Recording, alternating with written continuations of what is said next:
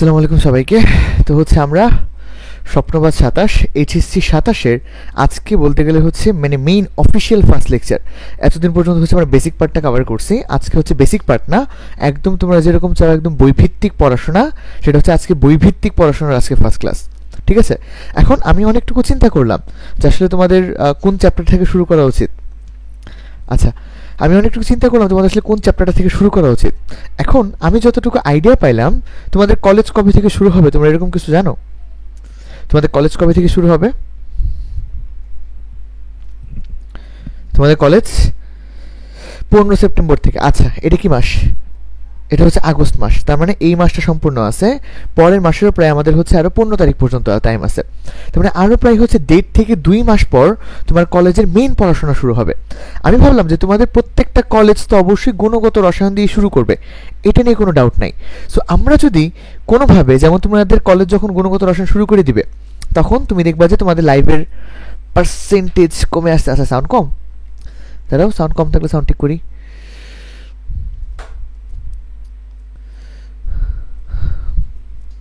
এখন ঠিক হয়ে যাওয়ার কথা। ওকে, এখন ঠিক হয়ে যাওয়া উচিত। ওকে, দেখো এখন যে জিনিসটা বললাম, যে তোমাদের যখন কলেজ শুরু হয়ে যাবে তখন দেখা যাবে তোমরা হচ্ছে ট্রেনে আসি হেডফোন দিয়ে ক্লাস করলে ঠিক হবে। আচ্ছা, না, তুমি যদি মুভি দেখার মতো করে ক্লাস করতে চাও তাহলে হচ্ছে তুমি ট্রেনে থেকেও দেখতে পারো, এছাড়া প্রয়োজন নাই। এখন আচ্ছা দেখো, মেইনলি যে ব্যাপারটা বলতেছি সেটা হচ্ছে তোমাদের কলেজ যখন স্টার্ট হয়ে যাবে তখন তোমরা হচ্ছে মানে মেইনলি সবাই দেখা যাবে হচ্ছে কলেজের শুরুর দিকে তোমাদের অ্যাডজাস্টমেন্টের একটা টাইম লাগবে, বা হচ্ছে সব কিছু মিলায় কলেজের টিচাররা যেটা পড়াবে সেই অনুযায়ী পড়া শুরু করবা। সো গুণগত রসায়ন না এমন একটা চ্যাপ্টার যে তোমার না সব জায়গাতেই পড়া হবে। তুমি অনলাইনে যে কোর্সেই থাকো না কেন, তুমি প্রত্যেকটা কোর্সে দেখবে ফ্রি ক্লাস হিসেবে গুণগত রসায়ন আপলোড দেওয়া, তুমি রেকর্ড ক্লাস হিসেবে গুণগত রসায়ন আপলোড দেওয়া, আর্কাইভ ক্লাস হিসেবে গুণগত রসায়ন আপলোড দেওয়া, এমনকি তোমরা নিজেরাও 3-4 মাস, কলেজ তোমাকে 4 মাস ধরে গুণগত রসায়ন পড়াবে। সো গুণগত রসায়ন এমন একটা চ্যাপ্টার যে তুমি সব জায়গায় বারবার পাইতেই থাকবা। বাট এর থেকে বেশি কি, এর থেকে বেশি দেখবা যে আসলে তোমাদেরকে কেউ মানে পরবর্তী চ্যাপ্টারে যেতে যেতে তোমাদের প্রায় 3-4 মাস লাগাই ফেলবে। সো আমরা ভাবলাম যে আমরা গুণগত রসায়ন দিয়ে শুরু করবো না, শুরু করবো কেমিস্ট্রির সব থেকে সুন্দর চ্যাপ্টারটা দিয়ে। তোমাদের ফুল কেমিস্ট্রি সিলেবাসে সব থেকে ইন্টারেস্টিং আর সব থেকে বেসিক যে কেমিস্ট্রি, মানে আমরা কেমিস্ট্রি বেসিক বলতে যে জিনিসটা বুঝে থাকি, এটা হচ্ছে আমাদের থার্ড অধ্যায়। অধ্যায়টার নাম হচ্ছে মৌলের পর্যায়বৃত্ত ধর্ম ও রাসায়নিক বন্ধন। সো আমরা এই চ্যাপ্টারটা দিয়ে স্টার্ট করবো। হ্যাঁ, এই চ্যাপ্টারটা অনেক বড় আমি জানি, এই চ্যাপ্টারটা হচ্ছে তোমাদের ফার্স্ট পেপারের প্রায় অর্ধেকের মতো সিলেবাস। মানে সেকেন্ড পেপারে যেমন অর্গানিক অনেক বড়, ফার্স্ট পেপারে সেরকম এই চ্যাপ্টারটা অনেক বড়। এই চ্যাপ্টারটা তুমি যদি মানে সম্পূর্ণভাবে পারো, তাহলে আমি তোমাকে বলি বোর্ড প্রশ্নে তুমি এই একটা চ্যাপ্টার থেকে তুমি 3টা সিকিউ পাবা। কতগুলা? বোর্ড প্রশ্নে এই একটা চ্যাপ্টার থেকে তুমি 30 নাম্বার সিকিউ পাবা। আর এমসিকিউ এর কথা যদি বলি, প্রায় 8 থেকে 10টা এমসিকিউ। তো হিসাব করে দেখো, তোমার 75 নাম্বারের একটা এক্সামের মধ্যে এইখান থেকে তুমি এই চ্যাপ্টারটা যদি ভালো পারো, তাহলে তুমি 38 থেকে 40 মার্কস অ্যান্সার করতে পারবা, কেবলমাত্র এই চ্যাপ্টারটা যদি তুমি ভালো পারো। বুঝতে পারছি? যদি কেমিস্ট্রি কেউ এই চ্যাপ্টারটা ভালো পারো, তাহলে তুমি 38 থেকে 40 মার্কস অ্যান্সার করতে পারবা। তো এটা করতে ভাই কত ক্লাস লাগবে? এইটা করতে মিনিমাম হচ্ছে আমাদের 18 থেকে 20 ক্লাস লাগবে, কারণ আমরা এর মধ্যে তোমাদের এই চ্যাপ্টারের 2টা পার্ট, একটা হচ্ছে মৌলের পর্যায়বৃত্ত ধর্ম, আর একটা পার্ট হচ্ছে রাসায়নিক বন্ধন। সো মৌলের পর্যায়বৃত্ত ধর্ম পার্টটা শেষ করার পর আমরা একটা এক্সাম নিব, ওই এক্সামের একটা সলভ ক্লাস হবে। আর রাসায়নিক বন্ধন শেষ করার পর আরেকটা এক্সাম নিব, ওইটার আমাদের আরেকটা সলভ ক্লাস হবে। So solve class, doubt class, everything সব কিছু করার পর আমাদের প্রায় 18 থেকে 20টা লেকচার লাগবে এই টপিকটা শেষ করার জন্য। বুঝতে পারছি? তাহলে তোমাদের এই ক্লাসটা, মৌলের পর্যায়বৃত্ত ধর্ম ক্লাসটা, মানে এই পার্টটুকু, এই পার্ট অর্থাৎ 2টা পার্ট না, প্রথম পার্টটা সবার জন্য হচ্ছে উন্মুক্ত থাকবে। বাট এর পরের পার্টটুকু তোমরা যারা কেবলমাত্র হচ্ছে কোর্সে এনরোলড আছো, শুধুমাত্র ওরাই পাবা।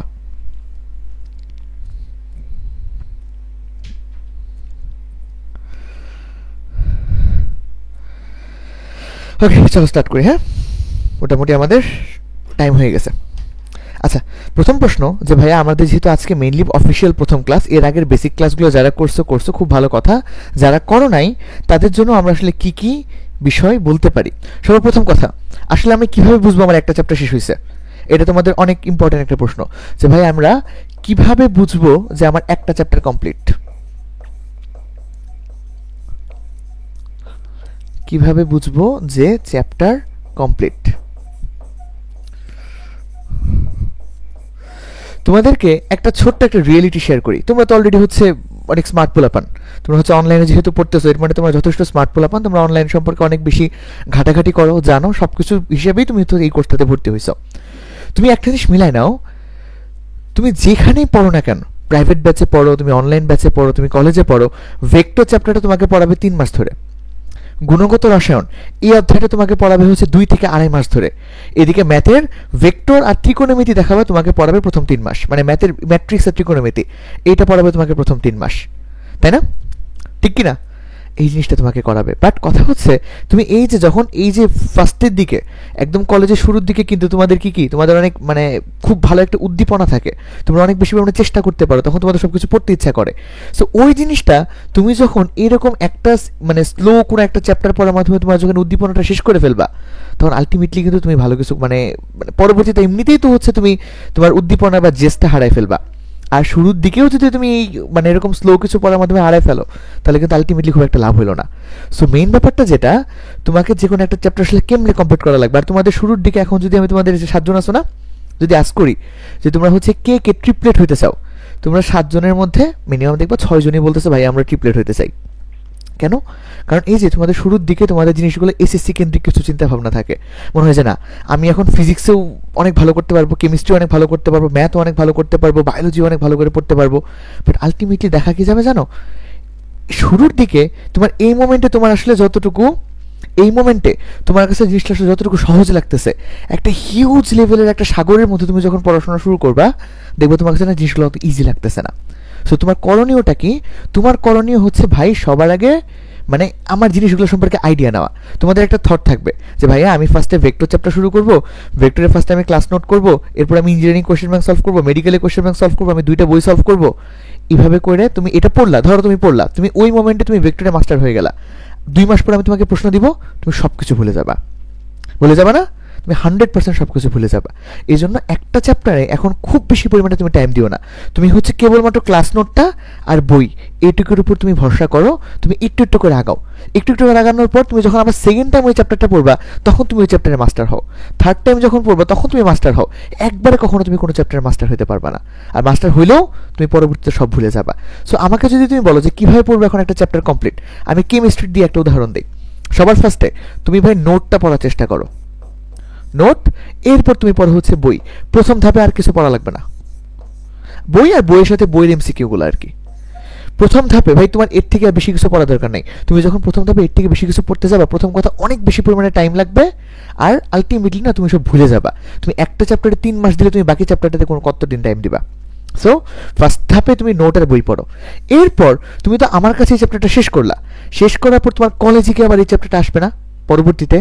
তো আমার কাছে তো তুমি তোমার কলেজ শুরুর আগেই ধরে এই চ্যাপ্টারটা শেষ করে ফেললা, বা কলেজ শুরু 10 দিনের মধ্যে শেষ করে ফেললা।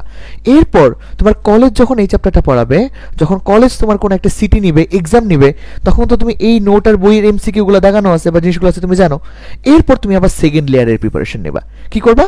তখন তুমি হচ্ছে কনসেপ্ট বুক পড়ো, তোমরা অনেকে প্যারালাল টেক্সট পড়তে চাও, সেটা পড়ো, কনসেপ্ট বুক বা প্যারালাল টেক্সট তোমাদের যেটা ইচ্ছা। এরপর তুমি ওখানে কোয়েশ্চেন ব্যাংক পড়ো, বুঝছো? প্রিপারেশনগুলো লেয়ারে লেয়ারে নাও, একবারে সব কিছু না, তাহলে দেখবা তোমার প্রিপারেশনটা মেইনলি খুব ভালো করে কভার হইতেছে। বুঝতে পারছি সবাই? বুঝছি? শুরুতে কোনো কিছুতে মাস্টার হতে যায় না, তুমি শুরুতে চেষ্টা করো আমার আগে সিলেবাস শেষ করা লাগবে। কারণ তোমরা এমনিতে এইচএসসি 27 তোমাদের হিউজ লেভেলের সিলেবাস, তোমাদের সমান সিলেবাস কেবলমাত্র এইচএসসি 26 দিতেছে। তুমি দেখবা এইচএসসি 26-এর পোলাপানরা বেশ সাফার করতেছে। 24, 25, 24, 23, 22, 21 এদের কিন্তু সিলেবাস কম ছিল, আমার নিজেরও সিলেবাসটা অনেকটুকু কম ছিল। সো তোমাকে কোনোভাবে এই যে অন্যান্যদের স্ট্র্যাটেজি তোমাকে মানলে হবে না, তোমাকে আগে সিলেবাস শেষ করা লাগবে। তোমাদের লেভেলে সিলেবাস শেষ করাটাই একটা ক্রেডিট, ভালো মতো করা আর খারাপ মতো করা ম্যাটার করে না, সিলেবাস শেষ করতে পারাটাই একটা ক্রেডিট। বুঝছি? তাহলে চলো আমরা এতক্ষণ পর্যন্ত যা যা কথাবার্তা বললাম, আমরা এখন শুরু করবো মৌলের পর্যাবৃত ধর্ম এবং রাসায়নিক বন্ধন। তো এই চ্যাপ্টারতে কি কি আছে ফার্স্টে আমরা এটা আইডিয়া নিই। তাহলে আমরা এখন কোন চ্যাপ্টার শুরু করবো? হেডিং দাও, মৌলের পর্যাবৃত ধর্ম ও রাসায়নিক বন্ধন।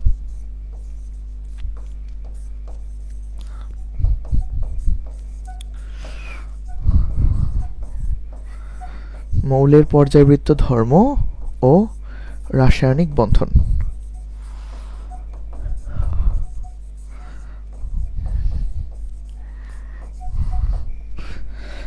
ওকে, এই চ্যাপ্টারে না দুইটা পার্ট।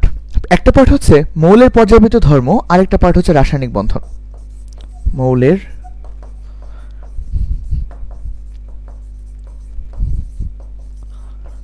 পর্যায়বৃত্ত ধর্ম এবং আরেকটা পার্ট হচ্ছে রাসায়নিক বন্ধন।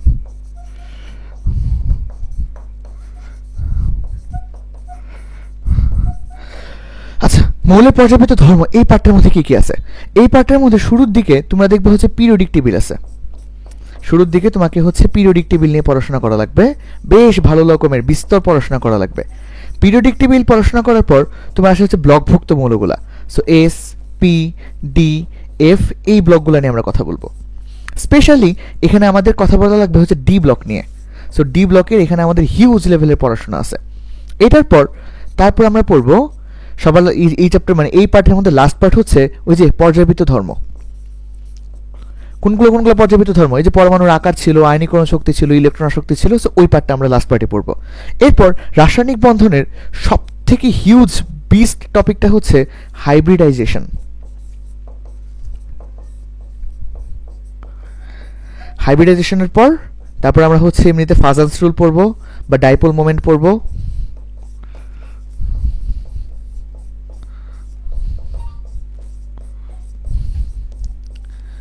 এবং সবশেষে হাইড্রোজেন বন্ড, আরও কিছু খুচরা টপিকের নাম আছে, ওগুলো এমনিও দেখবো। বা মেইন মেজর টপিক যদি বলি, এটা হচ্ছে তোমার এই চ্যাপ্টারের মেজর টপিক।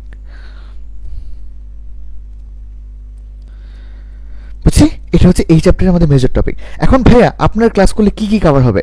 এটা হচ্ছে সব থেকে ইম্পর্টেন্ট কথা। ভাই আপনি সব বলছেন বুঝছি, আপনার ক্লাস করলে কভার হবে কি কি? আমার ক্লাস করলে মেইনলি তোমার কভার হবে হচ্ছে ইঞ্জিনিয়ারিং। ইঞ্জিনিয়ারিংয়ের এভরিথিং, যারা এখানে আসো, আমি নিজে যেহেতু ইঞ্জিনিয়ারিংয়ে পড়তেছি, ইঞ্জিনিয়ারিংয়ের সব কিছু কভার হবে। প্রথম কথা ভাই, ইঞ্জিনিয়ারিং যদি কভার হয় তাহলে সেখানে ভার্সিটি কভার না হওয়ার কোনো রিজন নাই। ইঞ্জিনিয়ারিং যদি কভার হয় তাহলে সেখানে ভার্সিটি কভার না হওয়ার কোনো রিজনই নাই। এরপর ভাই আপনার তার থেকে মেডিকেল কভার হবে। ইয়েস, মেডিকেল কভার হবে বলতে ম্যাথের জন্য তোমাকে আরও বাড়তি দু একটা জিনিস মুখস্থ করা লাগবে। মুখস্থ বলতে কি, ওই যে দু একটা উদাহরণ হয়তো বাড়তি মুখস্থ করা লাগতে পারে, দু একটা হচ্ছে যৌগের নাম আর কি বাড়তি মুখস্থ করা লাগতে পারে। বাট থিওরি ওয়াইজ যদি বলো, মানে মেন কথা হচ্ছে আমরা সব কিছুই পড়বো। তুমি যদি সব কিছুই পড়ো তাহলে সেখানে তার ইঞ্জিনিয়ারিং, ভার্সিটি, মেডিকেল বলতে তার আলাদা কিছু নাই, তাই না? এখন তুমি যদি কোনো টপিক বাদ দাও, তখন তোমার কাছে কোশ্চেন আসতে পারে, ভাই বাদ দেওয়া টপিকটি কি ইঞ্জিনিয়ারিংয়ের জন্য ইম্পর্টেন্ট কিনা, বা বাদ দেওয়া টপিকটি কি ভার্সিটির জন্য ইম্পর্টেন্ট কিনা। বাট যখন আমরা সব পড়বো একটা বইয়ের, তখন তো আসলে আমাদের বাদ দেওয়ার মতো কিছু নাই।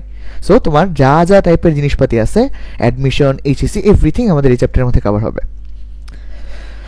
চলো স্টার্ট। তাহলে আমরা এই চ্যাপ্টারটা শুরু করবো হচ্ছে পিরিয়ডিক টেবিলের মাধ্যমে। আমরা হচ্ছে কি বলে, ওই বেসিক ক্লাসে একবার পিরিয়ডিক টেবিল আঁকাইছিলাম, আমাদের পিরিয়ডিক টেবিলটা একটু আরেকবার আঁকানো লাগবে। সো যাদের অলরেডি একবার আঁকানো আছে, তোমরা একটু আমার সাথে একটু বেটার বুঝতে পারবা। যারা অলরেডি আঁকানো নাই, ওরা আমার সাথে প্রথমবার আঁকাও, আমার সাথে তুলে নিও। 1 2 3 4 5 6 7 8 9 10 11 12 13 14 15 16 17 18। ওকে, নিচের দিকে দিই। 1 2 3 4 5 6 7। তো সি, আচ্ছা দেখি এখন ভাই এই পর্যায় সারণীর আমরা কি কি জানি। তার আগে আমি একটা কাজ করি, আমার এগুলো লাইন খুব ভুল যায়। সো আমি একটা লাইনটা ড্র করে নিই যাতে বাঁকা না হয়ে যায়। তাও কিছুটা বাঁকা হয়েছে I guess.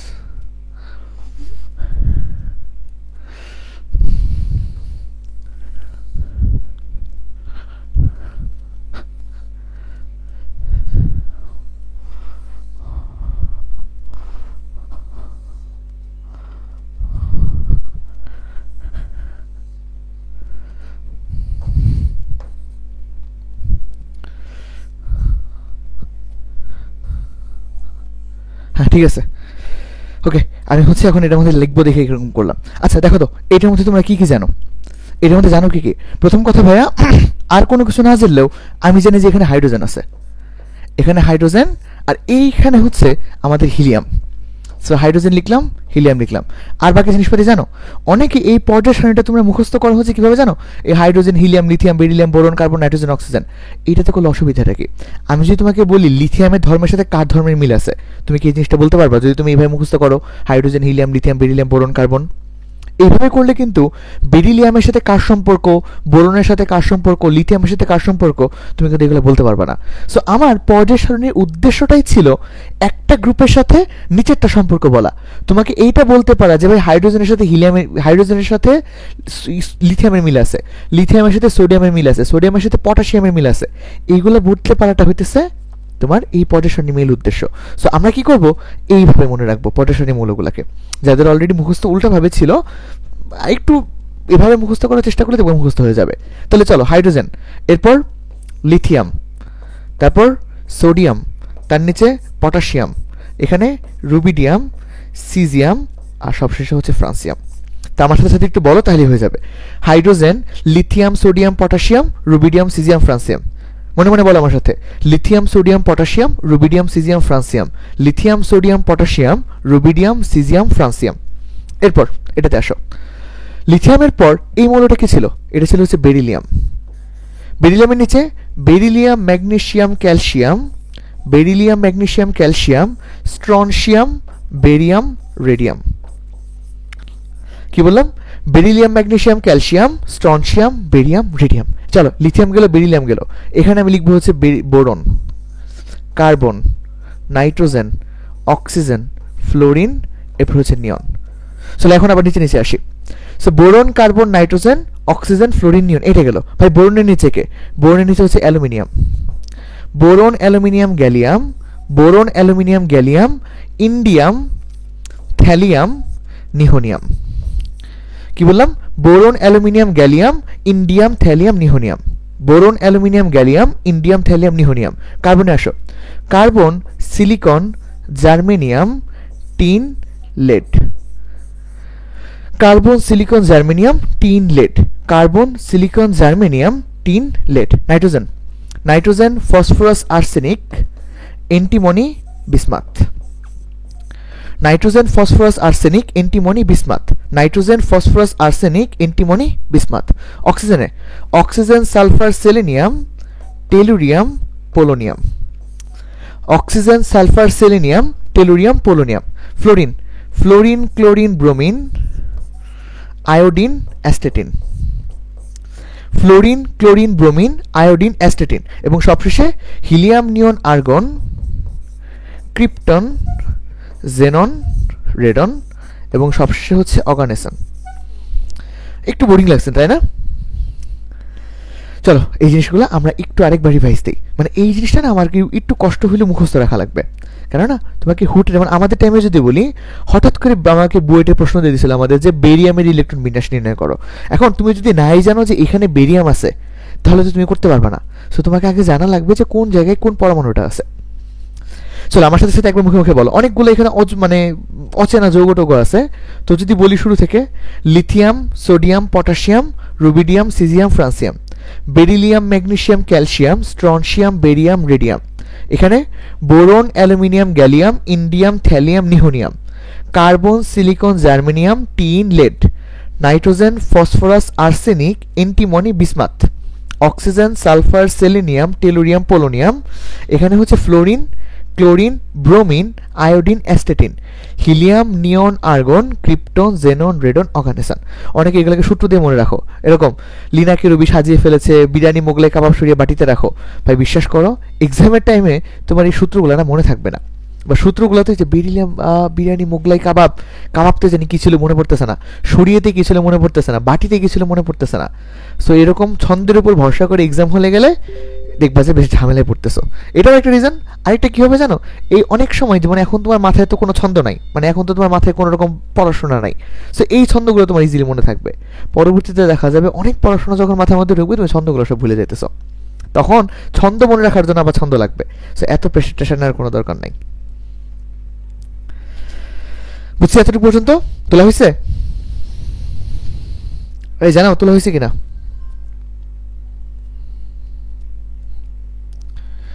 Yes or no?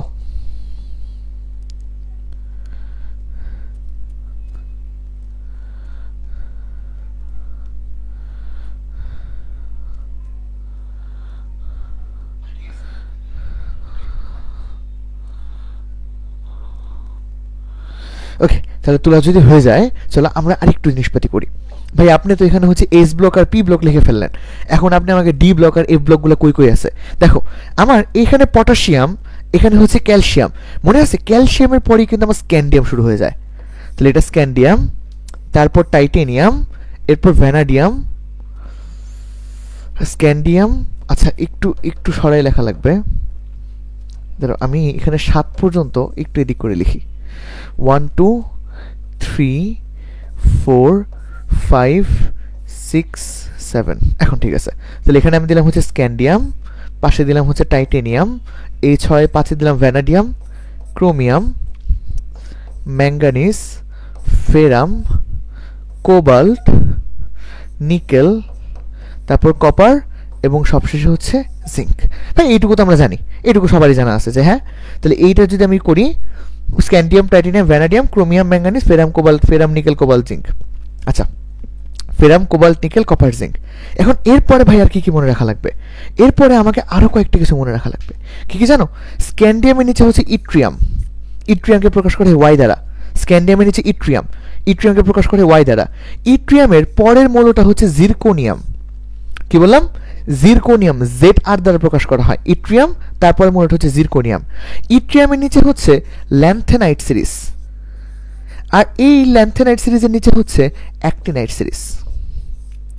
Clear? তাহলে কি বললাম? এখানে হচ্ছে ল্যান্থেনাইট সিরিজ, এখানে হচ্ছে আমার অ্যাক্টিনাইট সিরিজ। আর ল্যান্থেনাইট সিরিজের পাশের মৌলটা হচ্ছে এইচ এফ, এটাকে আমরা বলি হাফনিয়াম। কি বললাম? হাফনিয়াম।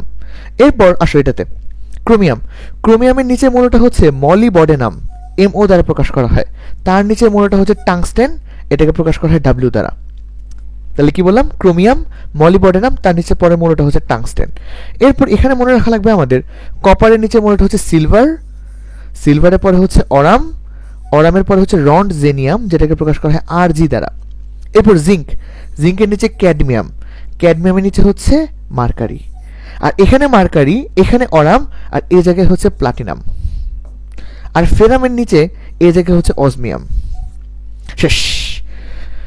এইটুকু মনে রাখলেই আমার পর্যায় সারণী, আর কিছু মনে রাখা লাগবে না। সো এই যে উল্টাপাল্টা দাগগুলো ছিল, এই দাগগুলো এখন রিমুভ করে দিই।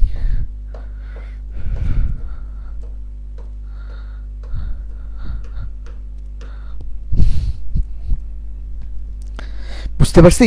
তাহলে এইটুকুই আমার হচ্ছে এখন খেয়াল রাখা লাগবে।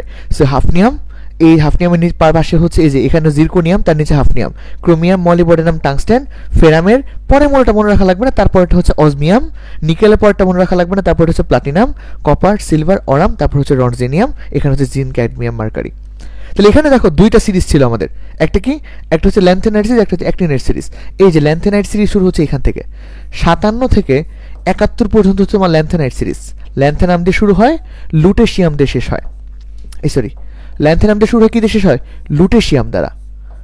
আবার অ্যাক্টিনাইট সিরিজ শুরু হয় হচ্ছে 89 থেকে, শেষ হয় হচ্ছে 103-এ। কাকে দ্বারা? লরেনশিয়াম দ্বারা। এখানে ল্যান্থেনামের পরে মৌলটা হচ্ছে সেরিয়াম, আর অ্যাক্টিনামের পরে মৌলটা হচ্ছে থোরিয়াম। আর বাকিগুলো মনে রাখা লাগবে না। আমি এটাকে মানে মনে রেখে জানো, এটা হচ্ছে লালু, ল্যান্থেনাম দিয়ে শুরু, লুটেশিয়াম দিয়ে শেষ। তারপর এটা হচ্ছে একলার, অ্যাক্টিনাম দিয়ে শুরু, লরেনশিয়াম দিয়ে শেষ। সো আমার মতো করে মনে রাখতে পারো, আমি লালু, একলার এভাবে মনে রাখি, তুমি যেভাবে মনে রাখতে পারবা সেভাবেই।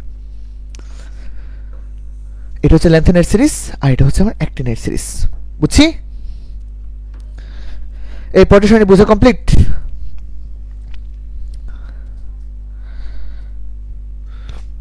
ফুলটুকু এখন তোমরা তুলে নাও। সেটা অজিতের হচ্ছে অর্গানাইজেশন, সম্পূর্ণটুকু তুলে নাও এখন। এইটার বাইরে তোমার এইচএসসি বলো, মেডিকেল বলো, ইঞ্জিনিয়ারিং বলো, তোমার ভার্সিটি লাইফ বলো, আর কিচ্ছু লাগবে না। এইটুকুর বাইরে তোমার ইঞ্জিনিয়ারিংয়েও মানে তোমার স্ট্যান্ডার্ডে এর বাইরে আর তোমার কিচ্ছু লাগবে না। মানে এইটাই হচ্ছে হাইস্ট স্ট্যান্ডার্ড।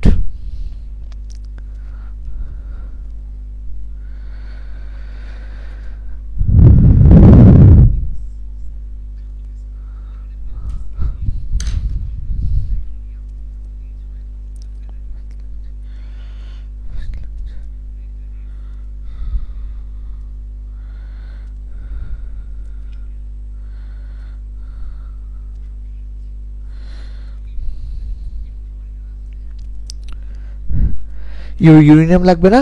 না, ইউরেনিয়াম হচ্ছে তুমি এমনিতে মনে রাখলে হবে যে ইউরেনিয়াম 92 পারমাণবিক সংখ্যা, এটা আলাদা করে লাগবে না কিছু। লেখা কমপ্লিট? আমাকে বইলো লেখা শেষ হইলে। এরপর দেখো এইটা দিয়ে আমরা কি কি কাহিনী করি, এটা দিয়ে অনেক ডিফারেন্ট নতুন নতুন কিছু শেখা যাবে, ওইগুলোই এখন শিখবো আমরা।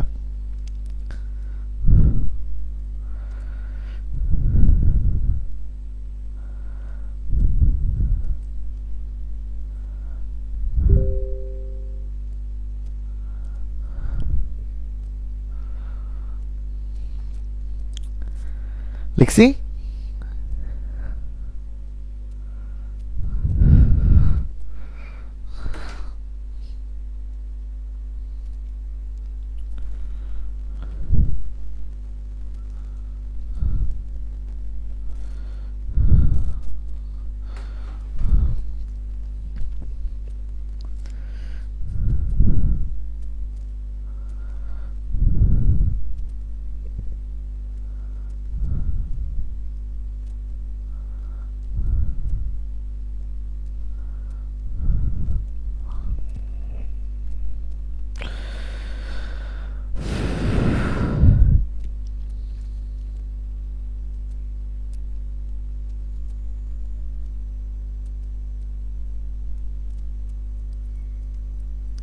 এই ডান, আচ্ছা তাহলে লেখা কমপ্লিট। তাহলে আমরা নেক্সট টপিকে যাই।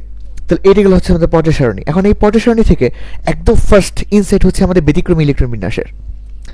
হেডিং দাও। এই পর্যায় সারণী আমাদের ফার্স্ট ইনসাইট, আমরা অনেকগুলো ইনসাইট এখন দেখবো এখানে। ফার্স্ট ইনসাইট আমরা রাখতেছি হচ্ছে ব্যতিক্রমী ইলেকট্রন বিন্যাস। ব্যতিক্রমী ইলেকট্রন বিন্যাস। এখন আসো ভাই, পর্যায় সারণীতে আমরা জানি ক্রোমিয়াম আর কপার এই দুইজন ব্যতিক্রমী ইলেকট্রন বিন্যাস প্রদর্শন করে। কে কে? ক্রোমিয়াম আর কপার এই দুইটা ব্যতিক্রমী ইলেকট্রন বিন্যাস প্রদর্শন করে। এখন ক্রোমিয়াম কোন গ্রুপে আছে? ক্রোমিয়াম আছে হচ্ছে গ্রুপ 6 এ। গ্রুপ 6 আছে হচ্ছে ক্রোমিয়াম।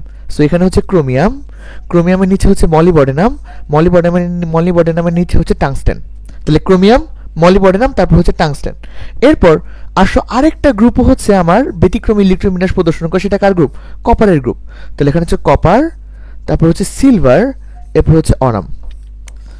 এখন তুমি আমাকে বলো ভাইয়া, ক্রোমিয়াম যদি ব্যতিক্রমী ইলেকট্রন বিন্যাস প্রদর্শন করে তাহলে এই গ্রুপ অনুযায়ী তো সবার ধরবো সেম। তাহলে ক্রোমিয়াম যদি ব্যতিক্রমী ইলেকট্রন বিন্যাস প্রদর্শন করে তাহলে ক্রোমিয়ামের গ্রুপের সবাই ব্যতিক্রমী ইলেকট্রন বিন্যাস প্রদর্শন করবে। কথা ক্লিয়ার? এরপর গ্রুপ 11-এর কপার যদি ব্যতিক্রমী ইলেকট্রন বিন্যাস প্রদর্শন করে তাহলে এই গ্রুপের সবাই ব্যতিক্রমী ইলেকট্রন বিন্যাস প্রদর্শন করবে। ঠিক আছে? তাহলে ক্রোমিয়ামের যদি ব্যতিক্রমী ইলেকট্রন বিন্যাস হয় তাহলে এই গ্রুপে সবার হবে, কপারেরটাও যদি হয় তাহলে এই গ্রুপে সবার হবে। ক্রোমিয়ামের ইলেকট্রন বিন্যাস কি? ক্রোমিয়ামের ইলেকট্রন বিন্যাস হচ্ছে 4s1 3d5। এইটা যদি 4s1 3d5 হয় তাহলে মলিবডেনামেরটা কত? 5s1 4d5। টাংস্টেনেরটা নিয়ে একটু আসতেছি। কপারেরটাতে কপারের ইলেকট্রন বিন্যাস কত? 4s1 3d10। তাহলে কপারে যদি 4s1 3d10 হয় তাহলে সিলভারেরটাও হবে, এটাও ব্যতিক্রমী, এটা হবে হচ্ছে 5s1 4d10। তাহলে তবে অরামেরটাও কত হবে? ব্যতিক্রমী, 6s1 5d10। হচ্ছে একটা একটা করে গ্রুপ, একটা একটা করে পর্যায়ে বাড়তেছে না, এই জন্য এইটা হচ্ছে একটা একটা করে বাড়তেছে। বাট এখানে একটা কাহিনী কি, এই টাংস্টেন ও হচ্ছে ব্যতিক্রমী ইলেকট্রন বিন্যাস প্রদর্শন করে না। মানে এই গ্রুপের মধ্যে সবাই ব্যতিক্রমী প্রদর্শন করে কেবলমাত্র টাংস্টেন ছাড়া। সো ওলফ্রাম ব্যতিক্রমী ইলেকট্রন বিন্যাস প্রদর্শন করে না।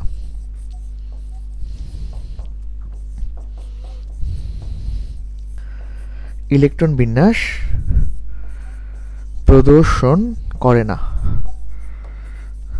তাহলে ভাই টাংস্টেন ইলেকট্রন বিন্যাসটা কেমন হবে? এমনিতে যদি প্রদর্শন করতো তাহলে কি হওয়া উচিত ছিল? 6s1 5d5। বাট যেহেতু করে না তাহলে নর্মাল যেরকম ওইরকম, সেরকম কি 6s2 5d4। বুঝতে পারছি? মানে ক্রোমিয়ামের নর্মাল যেরকম মানে 4s2 3d4 হওয়া উচিত ছিল, বাট ব্যতিক্রম করে দেখে 6s1 3d5 হয়ে গেছে, 4s1 3d5। সো এটা ওরকম 6s2 5d4 হয়। তাহলে প্রথম ইনসাইট আমার এই পর্যায় সারণী থেকে যে আসলে কারা কারা ব্যতিক্রমী ইলেকট্রন বিন্যাস প্রদর্শন করে। সো এক্সামে যদি প্রশ্ন আসে নিচের কোনটা ব্যতিক্রমী ইলেকট্রন বিন্যাস প্রদর্শন করে, আর ক্রোমিয়াম আর কপার যদি অপশনে না থাকে, সিলভার, অরাম, মলিবডেনাম যে কেউ অপশনে থাকলে ওইটা অ্যান্সার হবে। বুঝছি? তাহলে চলো একটা কোয়েশ্চেন পাশে লিখে ফেলি যে কোনটি ব্যতিক্রমী ইলেকট্রন বিন্যাস প্রদর্শন করে।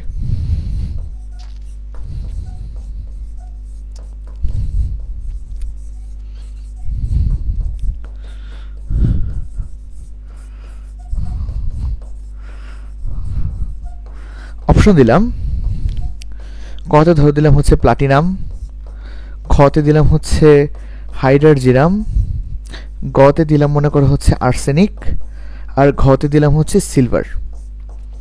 সো অ্যান্সার কোনটা হবে? তুমি যদি মনে করো ভাই ক্রোমিয়াম আর কপার ছাড়া তো কেউ করে না, তাহলে ভুল কথা। এটার অ্যান্সার হবে হচ্ছে সিলভার। বুঝছি? তুলে নাও। তাহলে এটা হচ্ছে আমাদের এই পর্যায় সারণী থেকে আমাদের ফার্স্ট ইনসাইট।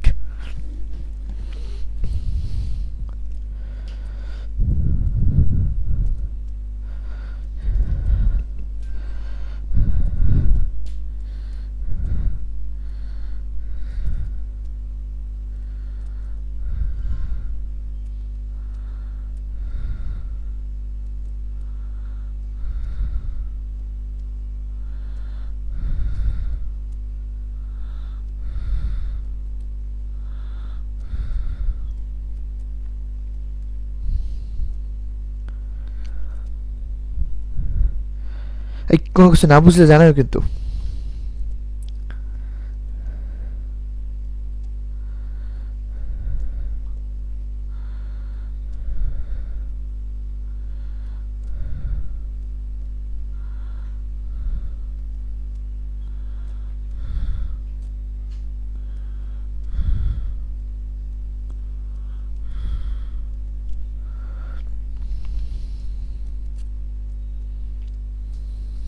চলো তাহলে ফার্স্ট ইনসাইট কমপ্লিট।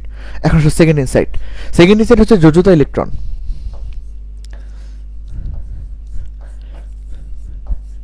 যোজ্যতা ইলেকট্রন, এই পর্যায় সারণীতে কোন মৌলের যোজ্যতা ইলেকট্রন কোনটা সেটা আমরা ইন জেনারেলি যোজ্যতা ইলেকট্রন বলতে কি বুঝি?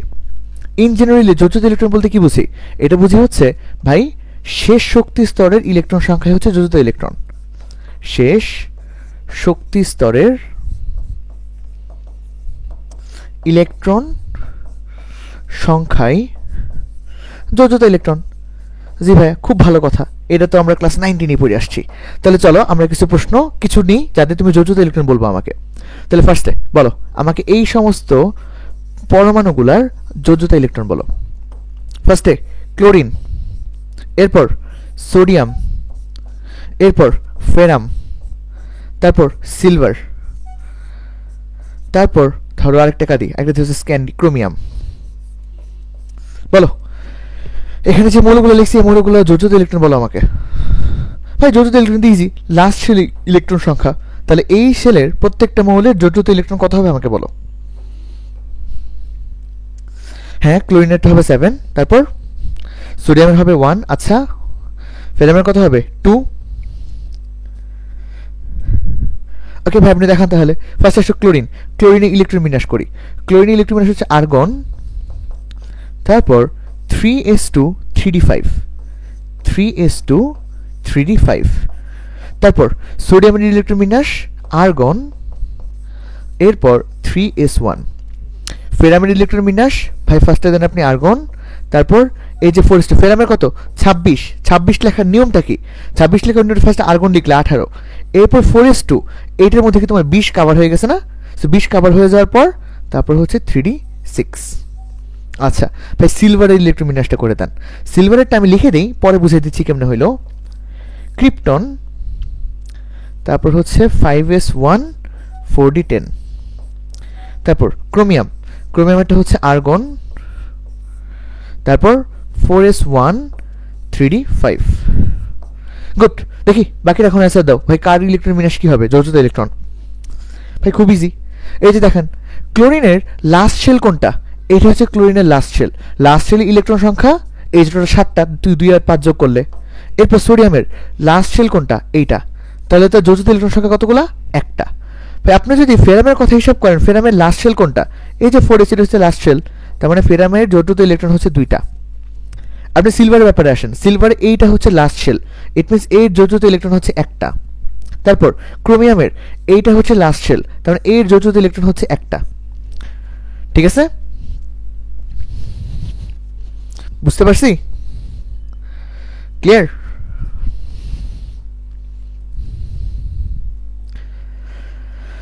ক্লিয়ার? এই যে এখন যারা যারা ক্লিয়ার বলছো খুব সুন্দর করে বের করে করে এগুলো কাটো। এখন এটা হয় নাই, এটা হয় নাই, এটা হয় নাই।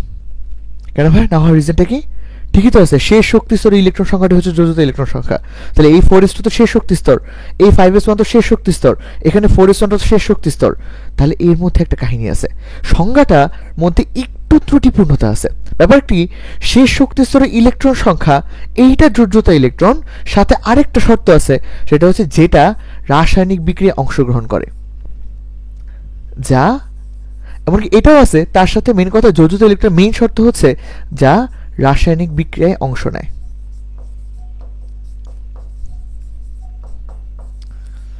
রাসায়নিক বিক্রিয়ায় অংশ নেয়।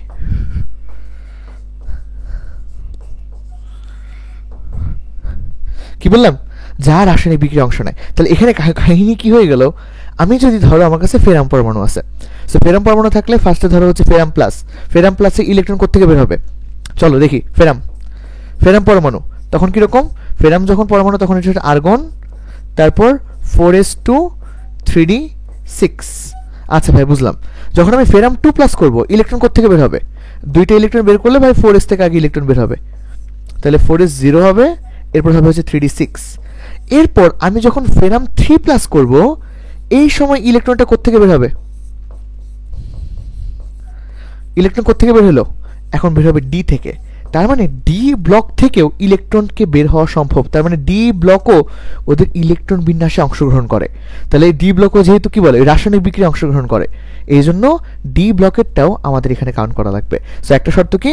তাহলে তোমার মৌলটা যদি ডি ব্লক হয়, ডি ব্লকের ক্ষেত্রে যোজ্যতা ইলেকট্রন হচ্ছে ডি আর এস এর যোগফলের সমান, ডি আর এস এর ইলেকট্রনের যোগফলের সমান। কেবলমাত্র ডি ব্লকের ক্ষেত্রে এই জিনিসটা ঘটে, কারণ ডি ব্লকের এই দুজনের মধ্যে না শক্তি পার্থক্য খুব কম।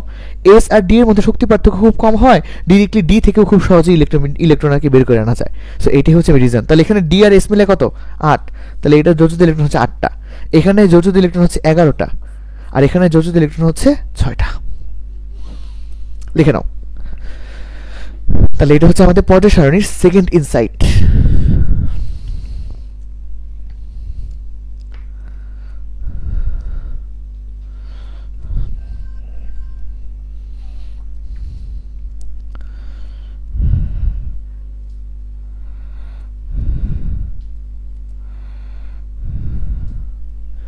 লিখছি, লিখে ফেলো।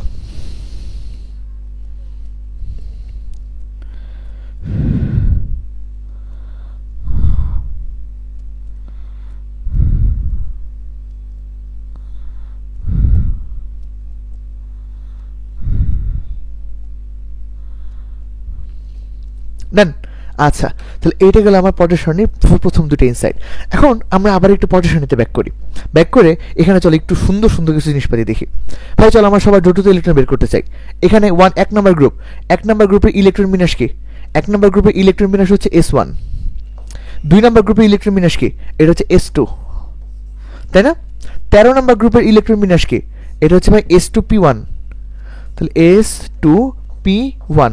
14 নম্বর গ্রুপ S2p2, 15 S2p3, এটা S2p4, এটা S2p5, এবং লাস্ট শেলের এটা হচ্ছে S2p6।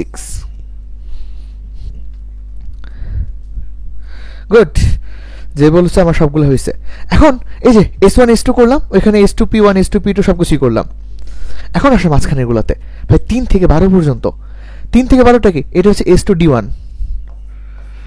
এটা S2d2, এটা S2d3, এটা কি S2d4 হয়েছে? S2d4 দিলে হবে? ভাই S2d4 তো ইলেকট্রন বিন্যাস প্রদর্শন করে না। S2d4টা পরবর্তীতে কি হয়ে যায়? S1d5 হয়ে যায়। সো এটা কিন্তু S2d4 হবে না, এটা হচ্ছে S1d5। তারপরটা S2d5, এটা S2d6, S2d7, তারপরটা S2d8, দেন S2d9, S2d9 না, S1d10, এবং সবার লাস্টেটা হচ্ছে S2d10। বুঝছি? এখন ঠিক আছে? তাহলে এখন প্রত্যেক প্রত্যেকটা গ্রুপের মৌলের যদি আমাকে যোজিত ইলেকট্রন বের করতে বলে বা ইলেকট্রন বিন্যাস করতে বলে, গ্রুপ 3-এর ইলেকট্রন বিন্যাসের সবার লাস্টে কি থাকবে? S2D1। গ্রুপ 6-এর ইলেকট্রন বিন্যাসের সবার লাস্টে কি থাকবে? S1D5। গ্রুপ 11-এর ইলেকট্রন বিন্যাসের সবার লাস্টে কি থাকবে? S1D10। গ্রুপ 18-এ কি থাকবে? S2P6। বুঝতে পারছি? আর এইগুলো যোগফল হচ্ছে তাদের যোজিত ইলেকট্রন। দেখো 10 নম্বর গ্রুপের যোজিত ইলেকট্রন 2 আর 8 যোগ করলে 10, 12 নম্বরেও 2 আর 10 যোগ করলে হচ্ছে 10, 12। তারপর এখানেও প্রত্যেকটার এই যে মানে উপরের ইলেকট্রনগুলো যোগ করলে প্রত্যেকটা গ্রুপের যোজিত ইলেকট্রন সংখ্যা বের করা যায়। তোমরা মাত্র বললা ক্লোরিনের ভাই 7টা, এই যে 2 আর 5 যোগ করলে 7 হয়েছে। বুঝছি? ক্লিয়ার? চলো তাহলে আমরা এই যোজিত ইলেকট্রন দেখলাম। এখন আমরা কি দেখব?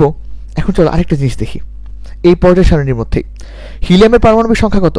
2, নিয়নের 10, আর্গনের 18, ক্রিপ্টনের 36, জেননের 54, রেডনের 86 আর অর্গানিসনের কত? 118। ওকে, এখন এই হিলিয়াম আর নিয়নের মধ্যে ইলেকট্রন বিন্যাসের পার্থক্য কত? 8।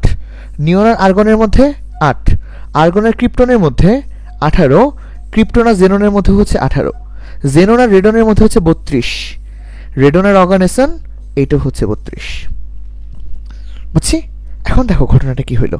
মানে হিলিয়াম থেকে নিয়নে যাওয়ার জন্য তোমাকে 8 পারমাণবিক সংখ্যা যোগ করা লাগে, নিয়ন থেকে আর্গনে যাওয়ার জন্য তোমাকে 8 পারমাণবিক সংখ্যা যোগ করা লাগে, আর্গন থেকে ক্রিপ্টনে যাওয়ার জন্য 18, ক্রিপ্টন থেকে জেননও 18, বাট জেনন থেকে রেডন আর রেডন থেকে অর্গানিসনে যাওয়ার জন্য তোমাকে 32 পারমাণবিক সংখ্যা যোগ করা লাগে।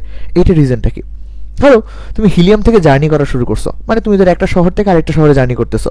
আমি তোমাকে বললাম হিলিয়াম শহর থেকে নিয়ন শহরে যাইতে তোমাকে 8টা শহর পার করা লাগে, বা 8টা শহর পার করে তুমি নিয়ন শহরে যেতে পারবা। কিরকম? এই হিলিয়াম থেকে যখন আমি নিয়নে যেতে চাই আমাকে 2টা এস ব্লক পার করা লাগে। খেয়াল করো, এই 2টা এস ব্লক, এরপর এই 6টা পি ব্লক পার করার পরে তো তুমি নিয়নে আসো। কথা বুঝছো?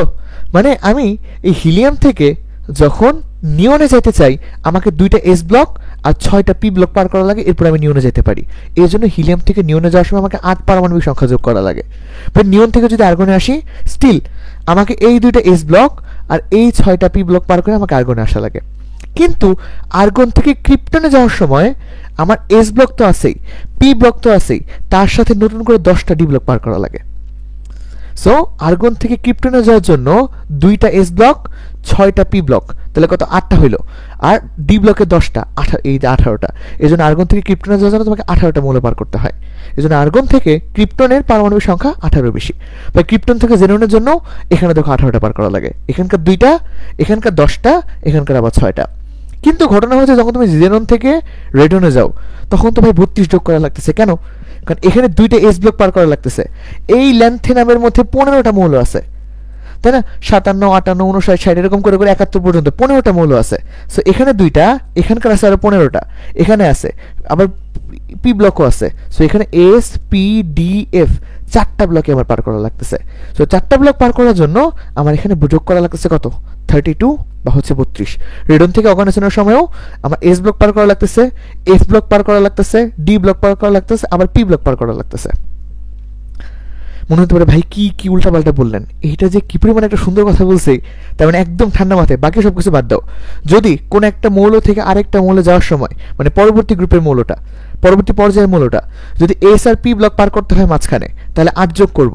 যদি এস পি ডি 3টা পার করতে হয় তখন আমি পরবর্তী মৌল পাওয়ার জন্য 18 যোগ করব। যদি এস পি ডি এফ 4টাই পার করে তাহলে পরবর্তী মৌলতে যাওয়ার জন্য আমি 32 যোগ করব। আচ্ছা, এটা হচ্ছে আমাদের পর্যায় সারণীর থার্ড ইনসাইট। এটা হচ্ছে এখন পারমাণবিক সংখ্যা নির্ণয়।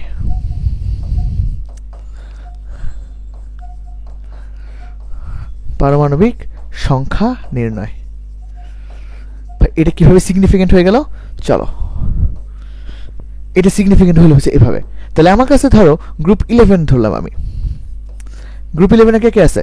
ধরলাম হচ্ছে কপার আছে, সিলভার আছে, এরপর হচ্ছে অরাম আছে।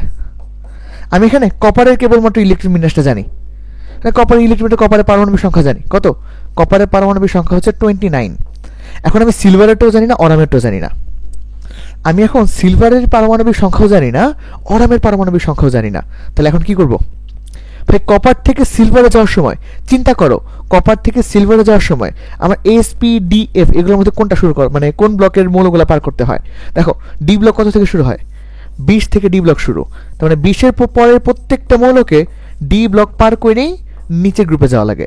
আবার 57 থেকে হচ্ছে তোমার এফ ব্লক শুরু।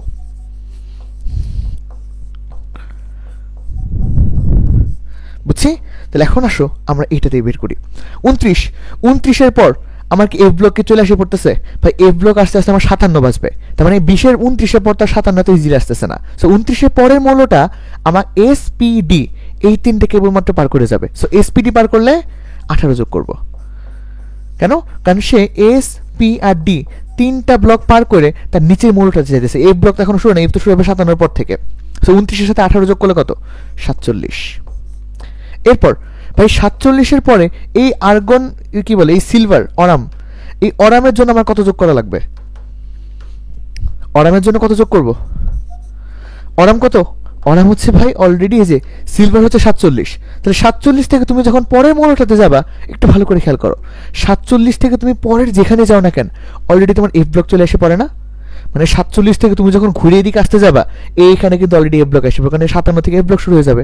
তার মানে 47 থেকে পরের মৌলতে যাওয়ার টাইমে তোমাকে এখন যোগ করা লাগবে হচ্ছে 32। কেন? কারণ এরপর তোমাকে এস পি ডি এফ প্রত্যেকটা ব্লক পার করতে হয়েছে। তো 47-এর সাথে 32 যোগ করলে কত আসে? 79। তাহলে আমরা এখন কি দেখলাম? যে কোনো মৌলের পারমাণবিক সংখ্যা এখন আমাদের পক্ষে বের করা সম্ভব। বুঝছি? তাহলে চলো ভাই, আপনি তো গ্রুপ 11 দেখালেন, অন্য কোনো গ্রুপ হয় কিনা দেখি। হ্যাঁ অবশ্যই অন্য কোনো গ্রুপ হবে, যে কোনো গ্রুপ হবে। তুমি কোন গ্রুপ চাও আমাকে বলো। চলো আমরা হচ্ছে আরেকটা গ্রুপ দেখি এখন। চলো গ্রুপ 17-এর মৌলগুলোর ইলেকট্রন বা পারমাণবিক সংখ্যা বের করি। সো গ্রুপ 17, গ্রুপ 17-এ কি আছে ভাই? সবার শুরুতে আসে হচ্ছে ফ্লোরিন, এরপর আসছে হচ্ছে ক্লোরিন, তারপর ব্রোমিন, তারপর আয়োডিন, তারপর হচ্ছে অ্যাস্টেটিন। চলো প্রত্যেকের পারমাণবিক সংখ্যা বের করার চেষ্টা করি। প্রথম কথা, কারটা জানি আমি? ফ্লোরিনটা জানি। সো ফ্লোরিনেরটা যদি তুমি জানো, ফ্লোরিনের পরবর্তী মৌল ক্লোরিন, ধরো তুমি ক্লোরিনও জানো না, ক্লোরিনও বের করবো আমরা। ফ্লোরিন থেকে ক্লোরিনে যাওয়ার সময় আমার এস পি ডি এফ কোন কোন ব্লক আসছে? ডি শুরু হয়ে যাবে 20 থেকে, ক্লোরিনের আগে তো আর ডি আসে নাই, তার মানে ক্লোরিন আসার সময় ফ্লোরিনকে ডি পার করে আসা লাগে নাই, ডি পার করার আগে তুই ক্লোরিনকে পেয়ে গেছে। তার মানে আমরা এখন যোগ করবো এখানে 8 কেন যোগ? কেননা মাত্র এস আর পি এই দুইটা ব্লক পার করে আমার ক্লোরিনে আসা লাগছে। সো ক্লোরিনে কত? 17। এরপর ক্লোরিন থেকে যখন তুমি ব্রোমিনে আসবা, দেখো 20 থেকে তো ডি ব্লক শুরু হয়ে যাবে, তো 17-এর উপর তোমাকে অবশ্যই ডি ব্লক পার করে আসা লাগবে। সো ডি ব্লক যদি পার করে আসো তাহলে আমাকে এখন যোগ করা লাগবে 18 যোগ করার রিজন, তুমি এস পি ডি তিনটা ব্লক পার করতেছো এখন। সো ব্রোমিনের ইলেকট্রন বিন্যাস হচ্ছে 35। এরপর ব্রোমিনের পর আয়োডিনের জন্য কত যোগ করা লাগবে? ভাই আমার 57 থেকে শুরু হবে এফ ব্লক। এফ ব্লক কখন শুরু হবে? 57-তে। 35-এর পর তো 57 আসতেছে না এত ইজিলি। সো 35-এর পর মাঝখানে আয়োডিন চলে এসে পড়বে, তারপর তোমার 57 আসবে। সো আয়োডিনেরটা তো আমরা 18 যোগ করব, এখানেও এস পি ডি। তাহলে 35-এর সাথে 18 যোগ করলে কত? 53। এরপর সে অ্যাস্টেটিনে যখন আমরা আসলাম, 53-তে তো অলরেডি আয়োডিন আছে, তো 57 থেকে তোমার এফ ব্লক স্টার্ট হয়ে যাবে। তো এরপর তুমি যদি আরো 32 যোগ করো, তার মানে কত? এস পি ডি এফ, তাহলে এটা হবে হচ্ছে আমার 53-এর সাথে 32 যোগ করলে কত? 85। এ হচ্ছে আমার গ্রুপ 17-এর মৌলগুলোর পারমাণবিক সংখ্যা।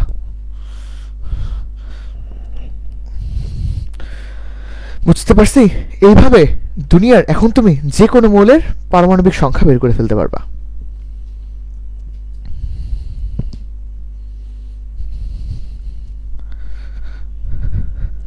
ক্লিয়ার? এরপর আরো দুটো ইনসাইট দেখবো। সো পারমাণবিক সংখ্যা দেখলাম, এরপর দেখবো হচ্ছে আমরা ইলেকট্রন আসক্তি কিভাবে বের করে এখান থেকে, আর এখান থেকে কিভাবে গ্রুপ আর পর্যায়ের সংখ্যা বের করে।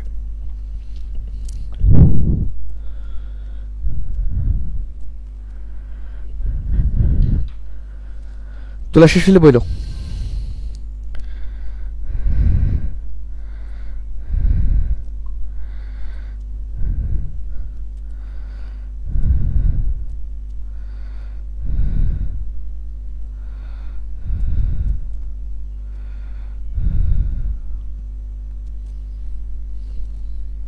ডান, তোলা কমপ্লিট।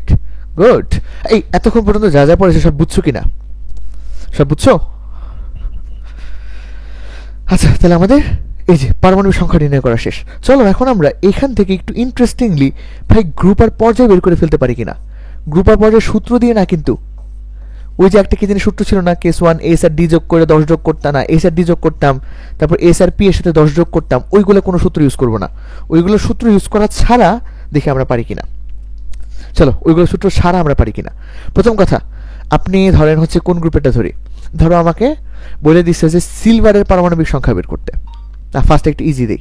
ধরো তোমাকে বলছে আর্সেনিকের পারমাণবিক সংখ্যা নির্ণয় করো। না, আর্সেনিকের পারমাণবিক সংখ্যা গ্রুপ সংখ্যা দিয়ে আগে। তাহলে আর্সেনিকের গ্রুপ ও পর্যায় নির্ণয় করো। গ্রুপ ও পর্যায় নির্ণয় করো।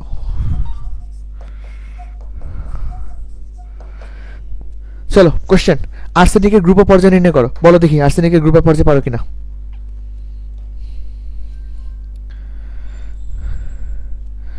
আর্সেনিকের গ্রুপ আর পর্যায় জানো? ভাই আর্সেনিকের গ্রুপ আর পর্যায় তো জানি না। চলো জানানোর জন্যই তো আসি। ফার্স্টে আমরা এটার জন্য কি করব, আমাকে আগে খুঁজে বের করা লাগবে আর্সেনিকটা কই আছে। আর্সেনিকটা কোথায় আছে? নাইট্রোজেন, ফসফরাস, আর্সেনিক, ওইখানে আছে তোমার আর্সেনিক। তার মানে আর্সেনিকটা আছে হচ্ছে এই যে নাইট্রোজেন, ফসফরাস, আর্সেনিক এই গ্রুপটাতে। এখন দেখো প্রত্যেকটা মৌলের, দেখো পর্যায় সারণীর প্রত্যেকটা গ্রুপের প্রথম মৌল কিন্তু আমি জানি।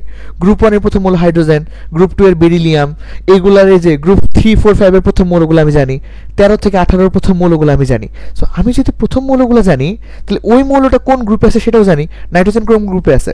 নাইট্রোজেন আছে গ্রুপ 15 এ। সো নাইট্রোজেন যদি গ্রুপ 15 এ থাকে, তাহলে আর্সেনিক কোন গ্রুপে?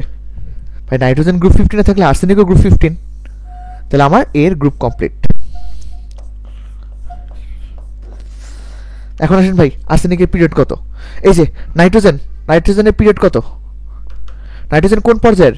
নাইট্রোজেন হচ্ছে সেকেন্ড পর্যায়ের, ওই যে 1:2:2p3। তাহলে নাইট্রোজেন হচ্ছে সেকেন্ড পর্যায়ে, তাহলে নাইট্রোজেনের পিরিয়ড হচ্ছে 2।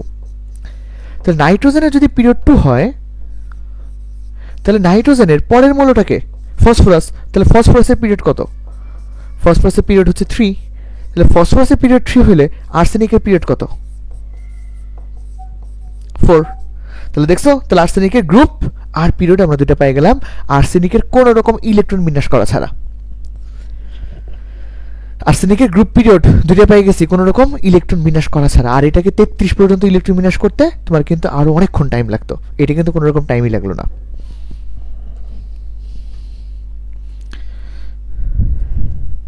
দেন চলো দেখি আরেকটা প্রশ্ন দেই। আমি তোমাকে হাইড্রোজিনামের ইলেকট্রন বিন্যাস বের করতে দিলাম। সরি, হাইড্রোজিনামের গ্রুপ ও পর্যায় নির্ণয় করো। গ্রুপ ও পর্যায় নির্ণয় করো। বলো কি হবে হাইড্রোজিনামের গ্রুপ আর পর্যায়? ভাই প্রথম কথা খুঁজে বের করো হাইড্রোজিনাম কই আছে। হাইড্রোজিনাম আমি জানি এটা আছে হচ্ছে গ্রুপ 11 এ। গ্রুপ 11 এর জিঙ্ক, তারপরটা হচ্ছে ক্যাডমিয়াম, তার নিচেটা ছিল হচ্ছে আমাদের মার্কারি বা হাইড্রোজিনাম।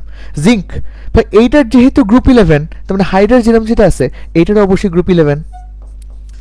হাইড্রোজিনামে যদি গ্রুপ 11 হয়, এই জিঙ্কের পিরিয়ড কত? জিঙ্কের পিরিয়ড হচ্ছে 4। জিঙ্কের পিরিয়ড হচ্ছে 4। জিঙ্কের পিরিয়ড 4 হলে এইটার পিরিয়ড হচ্ছে 5, আর এটার পিরিয়ড 5 হলে এই হাইড্রোজিনামের পিরিয়ড হচ্ছে 6। এই পিরিয়ড 6 না, কিন্তু পিরিয়ড 7 না, কিন্তু 6।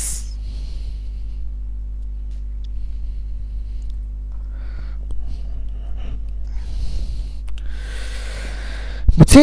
হ্যাঁ, গ্রুপ 11 আর হচ্ছে পিরিয়ড 6। তুলে নাও। এরপর দেখি একটা কোয়েশ্চেন সলভ করতে দিব, দেখি কে পারো। এটা হবে হচ্ছে পিনাক প্রশ্ন।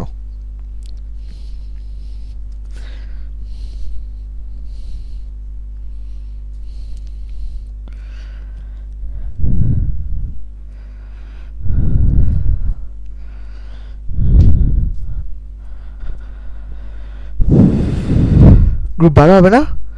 এই গ্রুপ 12 তো অবশ্যই। ইস, এটা এটা কি করছো তোমরা এটা কি করাইলে আমাকে দিয়ে? এটা হচ্ছে গ্রুপ 12।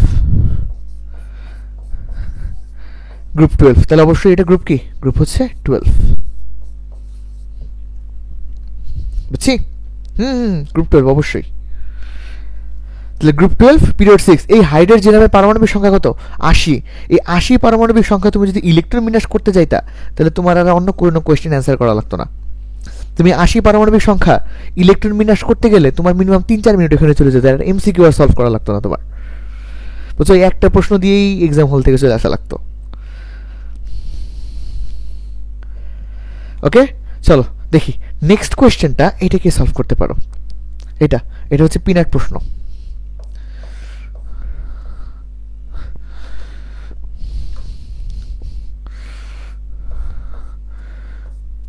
Peanut question.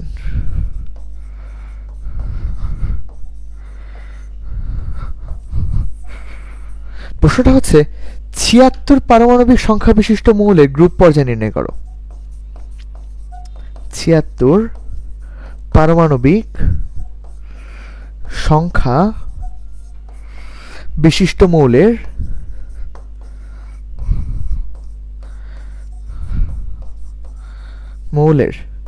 গ্রুপ ও পর্যায় নির্ণয় করো।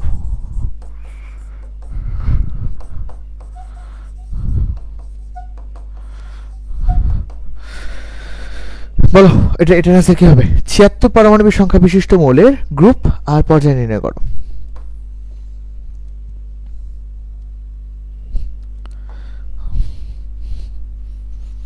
গ্রুপ 8 পর্যায় 6। এই এত ফাস্ট কেমনে বললা? এই এত ফাস্ট কিভাবে বলছো? আমাকে হ্যাক্স দাও দেখি, কেমনে করে এত ফাস্ট বললা তোমরা? গ্রুপ 8 এর পিরিয়ড 6 এত ফাস্ট কিভাবে বললা? চ্যাটজিপিটি সার্চ দিছিলা? চ্যাটজিপিটি সার্চ দিয়ে বলছো নাকি? পয়েন্টের সারণী থেকে বলে ফেলছো। আচ্ছা, পয়েন্টের সারণী তো তোমার সামনে ওপেন থাকবে না এক্সামে, তো এখন তুমি কিভাবে করবা? ভাই 76 পারমাণবিক সংখ্যা, প্রথম কথা হচ্ছে ভাই আপনি আমাকে এটা বলে দেন নাই যে এটা কোন মৌল থাকলে আমি ওরকম ভাবে মুখস্থ করে বের করে ফেলতে পারতাম। তারপর দিয়ে রাখছেন 76, এটা তো ইলেকট্রন বিন্যাস করে শেষ করা সম্ভব না, তাহলে এটা করবোটা কেমনে? করবো? এইটা করবো হচ্ছে আমরা দেখো কেমনে। প্রথম কথা, তাহলে কোনো একটা মৌল আছে যেটা পারমাণবিক সংখ্যা হচ্ছে 76, আমি জানি না এটা 76 কে, কিন্তু আমি তো এইটা বের করতে পারবো যে 76 কোন গ্রুপের মৌল। কিরকম? 76 এর আগের মৌলটা কোনটা? 76 এর আগের মৌল পাওয়ার জন্য আমি কত বিয়োগ করবো? 18 না 32? 57 থেকে অলরেডি কিন্তু আমার ল্যান্থেনাইট সিরিজ শুরু হয়ে যেত, মানে এ ব্লক স্টার্ট হয়ে যেত। সো 76 মৌলটাতে আসার জন্য 76 মৌলটাতে আসার জন্য আমাকে তো অবশ্যই ল্যান্থেনাইট সিরিজ পার করে আসা লাগছে। তাহলে 76 মৌলে আসার জন্য আমাকে অবশ্যই এ ব্লক পার করে আসা লাগছে। এ ব্লক পার করে আসা লাগলে এর আগের মৌলটা থেকে এই মৌলে আসতে আমার 32 যোগ করা লাগছিল। তাহলে আগের মৌলটা কত হবে? এর থেকে 32 কম হবে। 76 থেকে 32 বাদ দিলে কত? 44। এখন কথা হচ্ছে 44 নম্বর মৌলকে তুমি চিনো? এই 44 নম্বর মৌলকে তুমি চিনো? তুমি চিনো না, তার মানে 44 নম্বর মৌলটাও তুমি চিনো না। এখন তুমি কি করবে? আচ্ছা, তাহলে 44 এর আগে কোন মৌলটা ছিল দেখি আমি ওইটা চিনি কিনা। এখন 44 এর আগে যে মৌলটা ছিল ওইখান থেকে 44 এ আসার জন্য কি আমার এ ব্লক পার হওয়া লাগছে? এই ব্লক তো 57, তো 44 তো স্টার্ট হয় নাই। তাহলে এর আগের মৌল থেকে 44 এ আসার জন্য আমার 18 যোগ করা লাগছে। তাহলে 44 থেকে 18 বাদ দিলে কত? এই যে 26। আমি তো 26 কে চিনি। 26 হচ্ছে ফেরাম। 26 হচ্ছে ফেরাম। তাহলে এই 76 কোন মৌল আমার জানা দরকার নেই। ফেরামের গ্রুপ কত? ফেরামের গ্রুপ হচ্ছে 8। ফেরামের গ্রুপ 8। ফেরামের পিরিয়ড কত? 4। এটা পিরিয়ড কত? 5। তাহলে এটা পিরিয়ড কত হবে? 6। তাহলে এটা গ্রুপ কত? গ্রুপ হচ্ছে 8, আর ফেরামের পিরিয়ড কত? 4 ছিল। তাহলে ফেরামের পিরিয়ড যদি 4 হয়, তারপরে মৌলটা হচ্ছে 5, আর এটা পিরিয়ড হচ্ছে 6। এখন আমাকে বলো, দুনিয়ার যে কোনো মৌলের ইলেকট্রন বিন্যাস, মানে ইলেকট্রন বিন্যাসটা কিছু পরে আসতেছে, যে কোনো মৌলের পারমাণবিক সংখ্যা আর গ্রুপ টু বের করতে দিলে পারবে না? পারা যাবে? ইয়েস, অবশ্যই পারা যাবে। তাহলে এখন আচ্ছা আমাকে এটা বলো এখন যে ভাই এটা তো বুঝলাম, এটা হচ্ছে আমি এক সাইডে নিয়ে এসে পড়ি।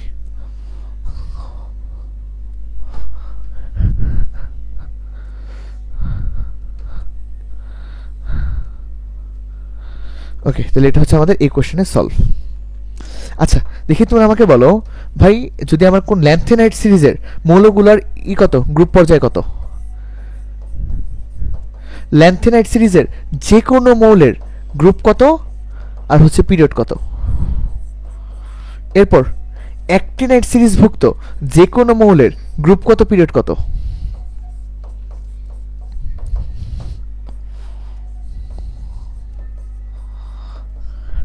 বলো। ল্যান্থেনাইড সিরিজের মৌলগুলো গ্রুপ কোনটা, গ্রুপ কত, পিরিয়ড কত? আর অ্যাক্টিনাইড সিরিজের মৌলগুলো গ্রুপ কত, পিরিয়ড কত? ইয়েস ভাই, প্রথম কথা হচ্ছে এদের গ্রুপ 3। কেন? কারণ এই বরাবর ল্যান্থেনাইড সিরিজ অ্যাক্টিনাইড সিরিজ সেম জায়গায় ছিল, গ্রুপ 3-তে। স্ক্যান্ডিয়াম, ইট্রিয়ামের নিচে ছিল, স্ক্যান্ডিয়ামে তো গ্রুপ 3, সো এর নিচে মৌলগুলো সবগুলো গ্রুপ 3। সো ল্যান্থেনাইড সিরিজেরও গ্রুপ 3, অ্যাক্টিনাইড সিরিজের হচ্ছে গ্রুপ 3। আর পিরিয়ড বললে এটা পিরিয়ড হচ্ছে 6, এটা পিরিয়ড হচ্ছে 7। সো এখান থেকে তোমাকে যদি প্রশ্ন করে ইউরেনিয়াম 92, এটা গ্রুপ আর পর্যায় কত? তো যদি প্রশ্ন আসে তোমাকে যে ইউরেনিয়াম 92 এর গ্রুপ আর পর্যায় কত, কি হবে?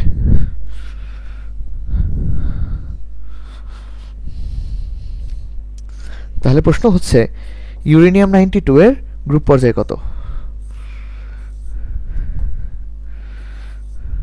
ইউরেনিয়াম 92 এর গ্রুপ কত আর হচ্ছে পর্যায় কত?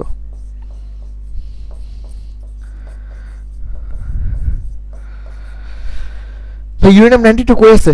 92 অ্যাক্টিনাইড সিরিজ হচ্ছে 89 থেকে 103 এর মধ্যে, আর ল্যান্থেনাইড সিরিজ হচ্ছে তোমার 57 থেকে 71 এর মধ্যে। সো ইউরেনিয়াম কার মধ্যে পড়ে গেছে? অ্যাক্টিনাইড সিরিজের মধ্যে পড়ে গেছে। অ্যাক্টিনাইড সিরিজের মধ্যে পড়ার কারণে এটা গ্রুপ হয়ে গেছে অ্যাক্টিনাইড সিরিজের 3, আর পিরিয়ড হয়ে গেছে 7। গুড। এখান থেকে একটা প্রশ্ন করলাম তোমাকে, ধরো প্রশ্নটা হচ্ছে 75, যে কোনো একটা মৌল হতে পারে, 75 মানে 75 পারমাণবিক সংখ্যার, ও না সরি 75 না 65, তাহলে 65 পারমাণবিক সংখ্যা বিশিষ্ট এই মৌলটার গ্রুপ কত, পর্যায় কত?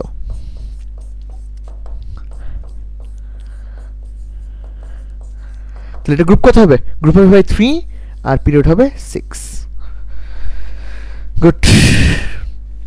তোমরা যে পর্যায় সঠিক কত কিছু শিখে গেছো, এটা হচ্ছে মানে মানে তুমি যখন বই পড়বা বা তুমি কোশ্চেনগুলো দেখবা তখন তুমি আন্দাজ করতে পারবা।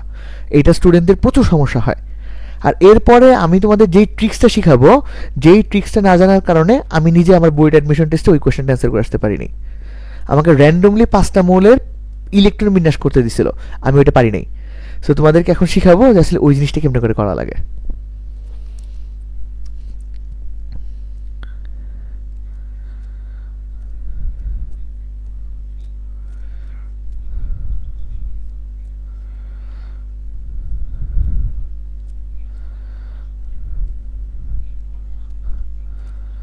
লিখছি, চলো এখন আমরা দেখবো হচ্ছে ইলেকট্রন বিন্যাস।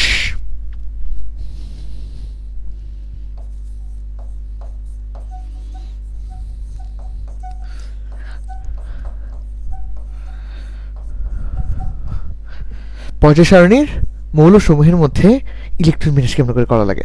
এখন চলো কিরকম, ফার্স্টে একটা জিনিস দিয়ে শুরু করি। সবার ফার্স্টে আসো গ্রুপ 18 এর মৌলগুলোর ইলেকট্রন বিন্যাস নির্ণয় করো।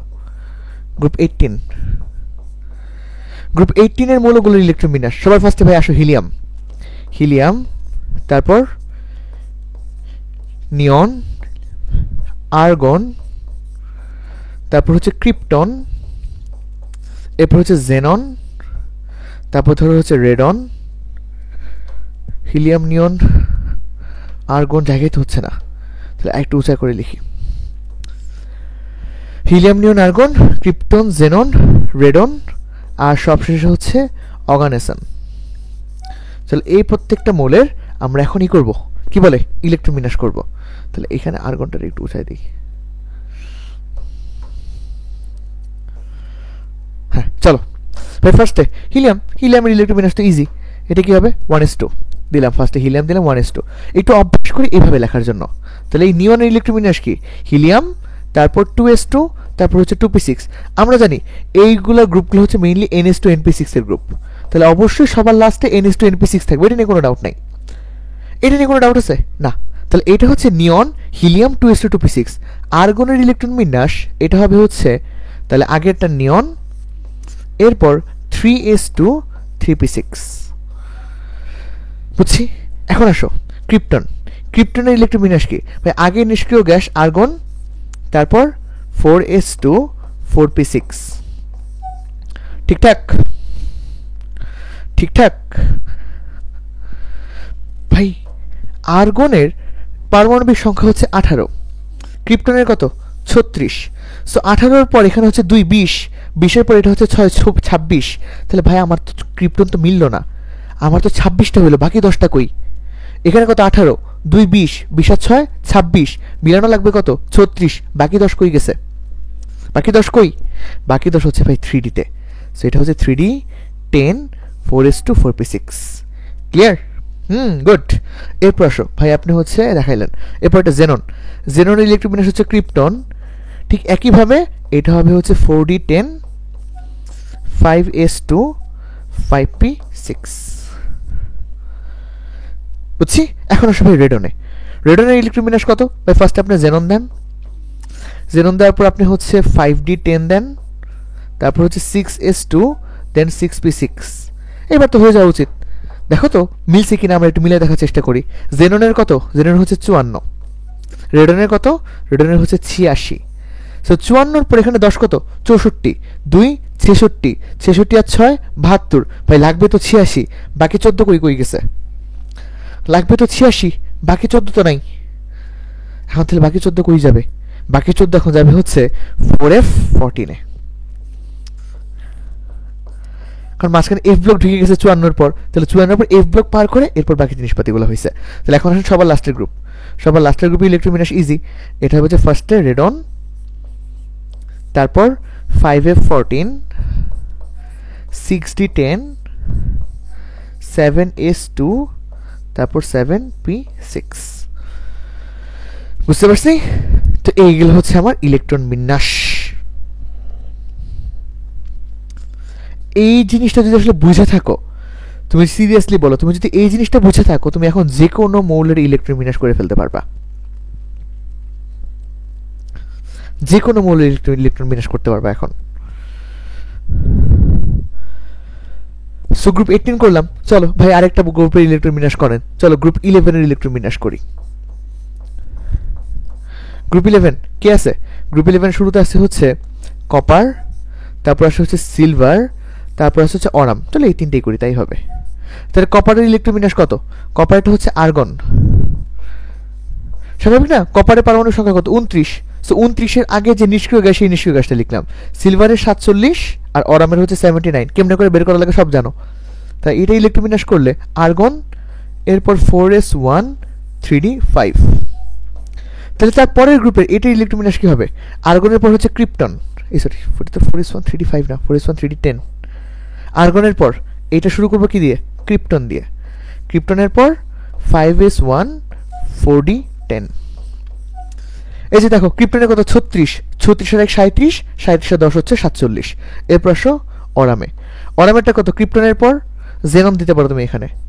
সো জেনন, তারপর দিবা হচ্ছে এখানে 6s1 5d10। দেখো তো হিসাব টিসাব করে মিলছে কিনা। এর কত? জেননের কত? জেননের ইলেকট্রন বিন্যাস হচ্ছে 54। তাহলে এটা 54, এটা হওয়া লাগবে কত? 79। 54-র পর 1 হয়েছে 55, 55-র পর 10 কত হয়েছে? 55-র পর 10 তো ভাই 65। তাহলে বাকি 14 কই? 55-র পর বাকি 10, বাকি 14 তাহলে কই দিব এখন? বাকি 14 দিব এখন হচ্ছে যে 4f-এ। So 4f14। এই বলো বলো কোনটা বুঝো নাই? বুঝে দিচ্ছি আবার, আরেকবার বুঝেন 11 নাম্বার গ্রুপ। আচ্ছা, প্রথম কথা ভাই 11 নাম্বার গ্রুপে তুমি হচ্ছে কপারের ক্ষেত্রে আসো। কপারের ইলেকট্রন বিন্যাস কত? Argon 4s1 3d10। আর একবার বুঝিয়ে দিচ্ছি, সমস্যা নেই। এই দেখো কপারেরটা কত? Argon 4s1 3d10। এটা আমরা নর্মালি জানি, আর্গনেরটা হচ্ছে 4s1 3d10। এরপর আর্গন থেকে যখন তুমি সিলভারে আসবা, সরি কপার থেকে যখন তুমি সিলভারে আসবা, কপারের মধ্যে তুমি নিষ্ক্রিয় গ্যাস হিসেবে কাকে নিয়েছিলা? আর্গন, কারণ আর্গনের পর এইটুকু করলে এসে পড়ে। এখন ক্রিপ্টনের পর কি এই যে সিলভারেও কি তুমি আর্গন লিখবা? আর্গন লিখে তুমি 4s1 3d10 অমুক তোমাকে এগুলো তুমি আবার করবা 4s2 4p6 লিখবা? লিখবা না তো। তুমি হচ্ছে এই সিলভারের আগের কোন নিষ্ক্রিয় গ্যাসটা ছিল? ছিল হচ্ছে ক্রিপ্টন। সো ক্রিপ্টন পর্যন্ত বক্সে রেখে দিলা, বাকিটুকু তুমি ইলেকট্রন বিন্যাস করবা। তো ক্রিপ্টন কত? ক্রিপ্টন হচ্ছে 36। 36-এর পর এই যে এটা 4s1 3d10, তাহলে এটাও কত? 5s1 4d10। কমপ্লিট। এখন এখানে 36, এখানে 1 37 আর এখানে হচ্ছে 10 47। সো এখানে তো আমার কোনো রকম ডি ব্লক বা এফ ব্লক কাউরে নতুন করে লাগতেছে না। কিন্তু এর পরেরটাতে আসো, এটা তো 54, এটা 55, 55 10 65, মিলানো লাগবে কত 79, বাকি 14 মিসিং, তাহলে 14 কই গেছে, 14 গেছে হচ্ছে 4F এ। এখন বুঝছি? গুড ভাই, এখন বুঝতে পারছি। তাহলে এখন আমার বুয়েটে কি আসছিল আমি তোমাকে এটা দেখাই। সো এটা আমার ইয়ারে আসছিল বুয়েটে, যে নিচের মৌলগুলোর ইলেকট্রন বিন্যাস করো।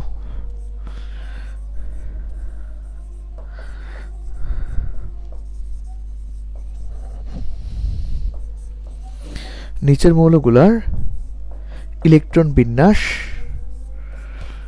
নির্ণয় করো। চলো, আমার টাইমে আসছিল এই জিনিসটা। সো প্রথম প্রশ্ন বেরিয়াম, সেকেন্ড প্রশ্ন হাইড্রোজিরাম,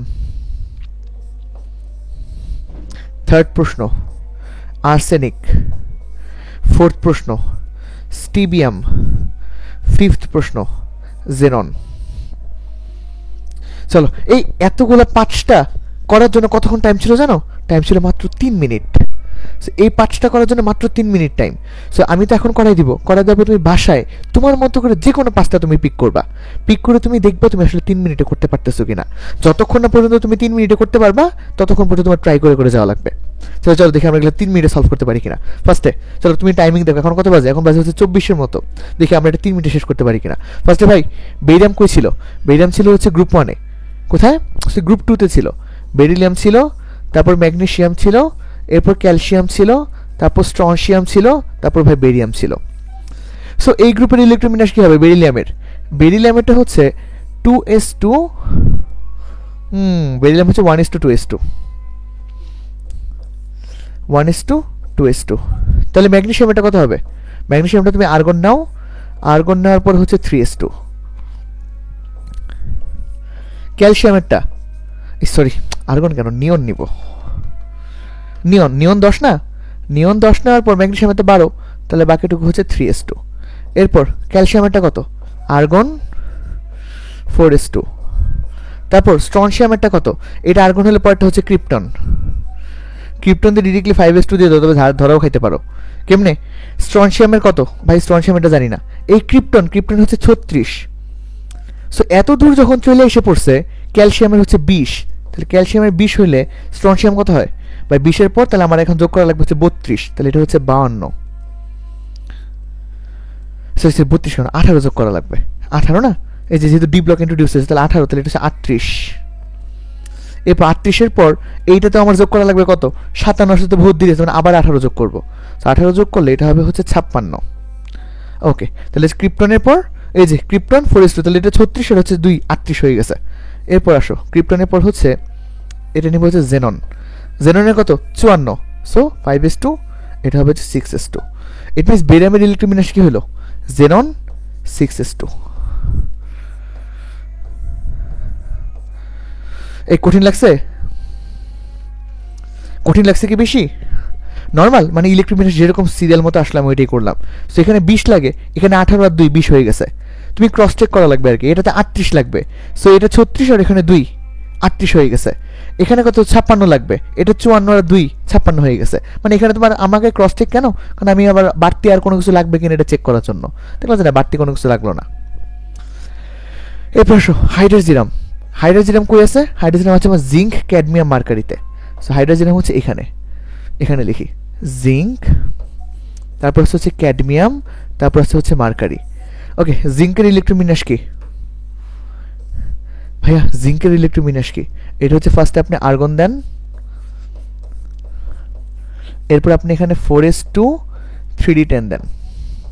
ওকে, এটা গেল জিঙ্কের। তাহলে ক্যাডমিয়ামটা কি? আর্গনের নিচে কে? ক্রিপ্টন। তাহলে ক্রিপ্টন দিয়ে 5s2 4d10। ভাই ক্রিপ্টনের পর কে?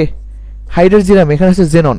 জেননের পর আপনি দেন হচ্ছে 6s2 4d10, সরি 5d10।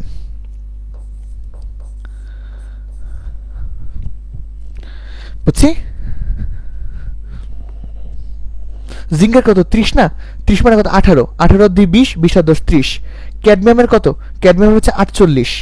যে পারমাণবিক সংখ্যাগুলো লিখে দিই, এটা হচ্ছে 30, এটা হচ্ছে কত?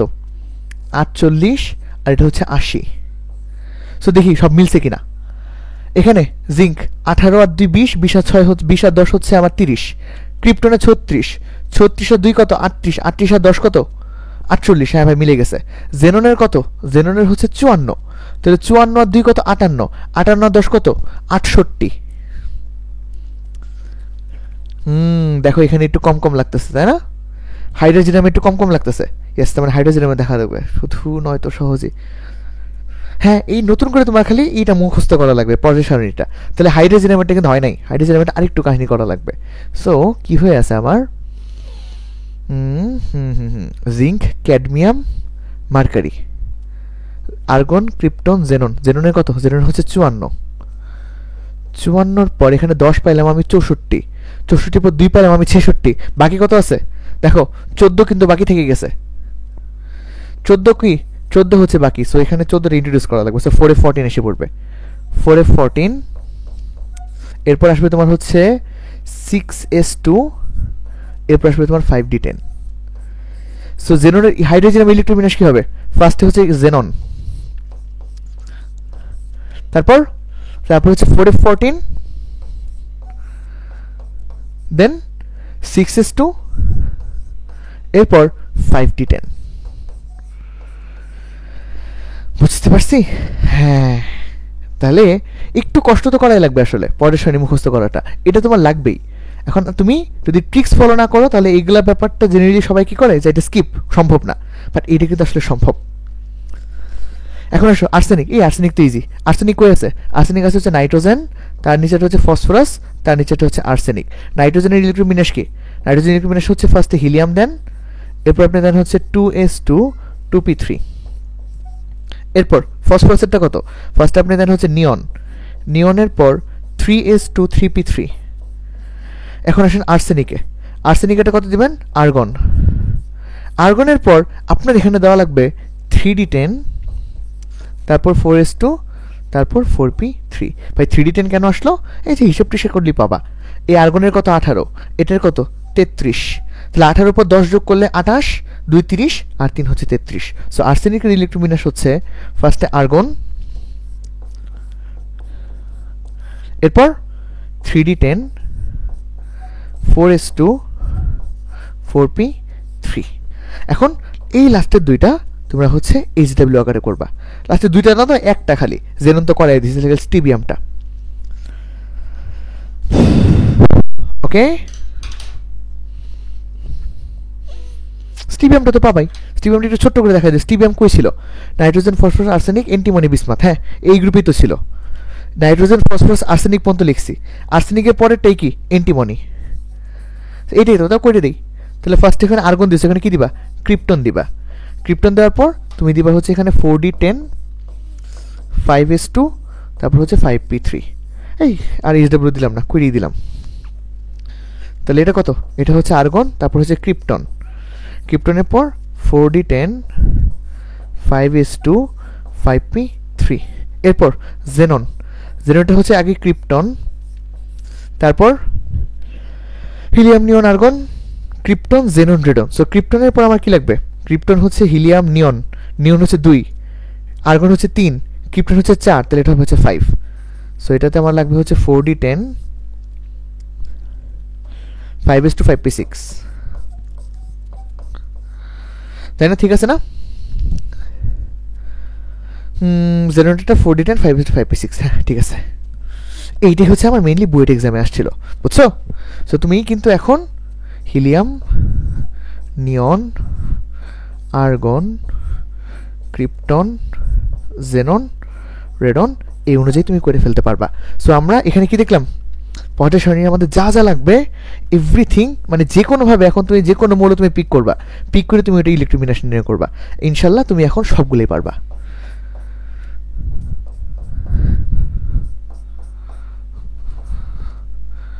এখন তুমি সব কিছুই পারবা।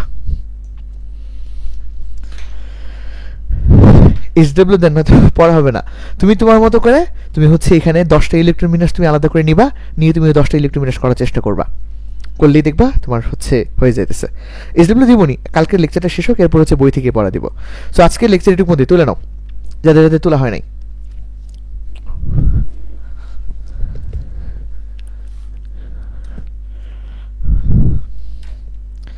ক্লাসটা কেমন লাগছে এখন পর্যন্ত?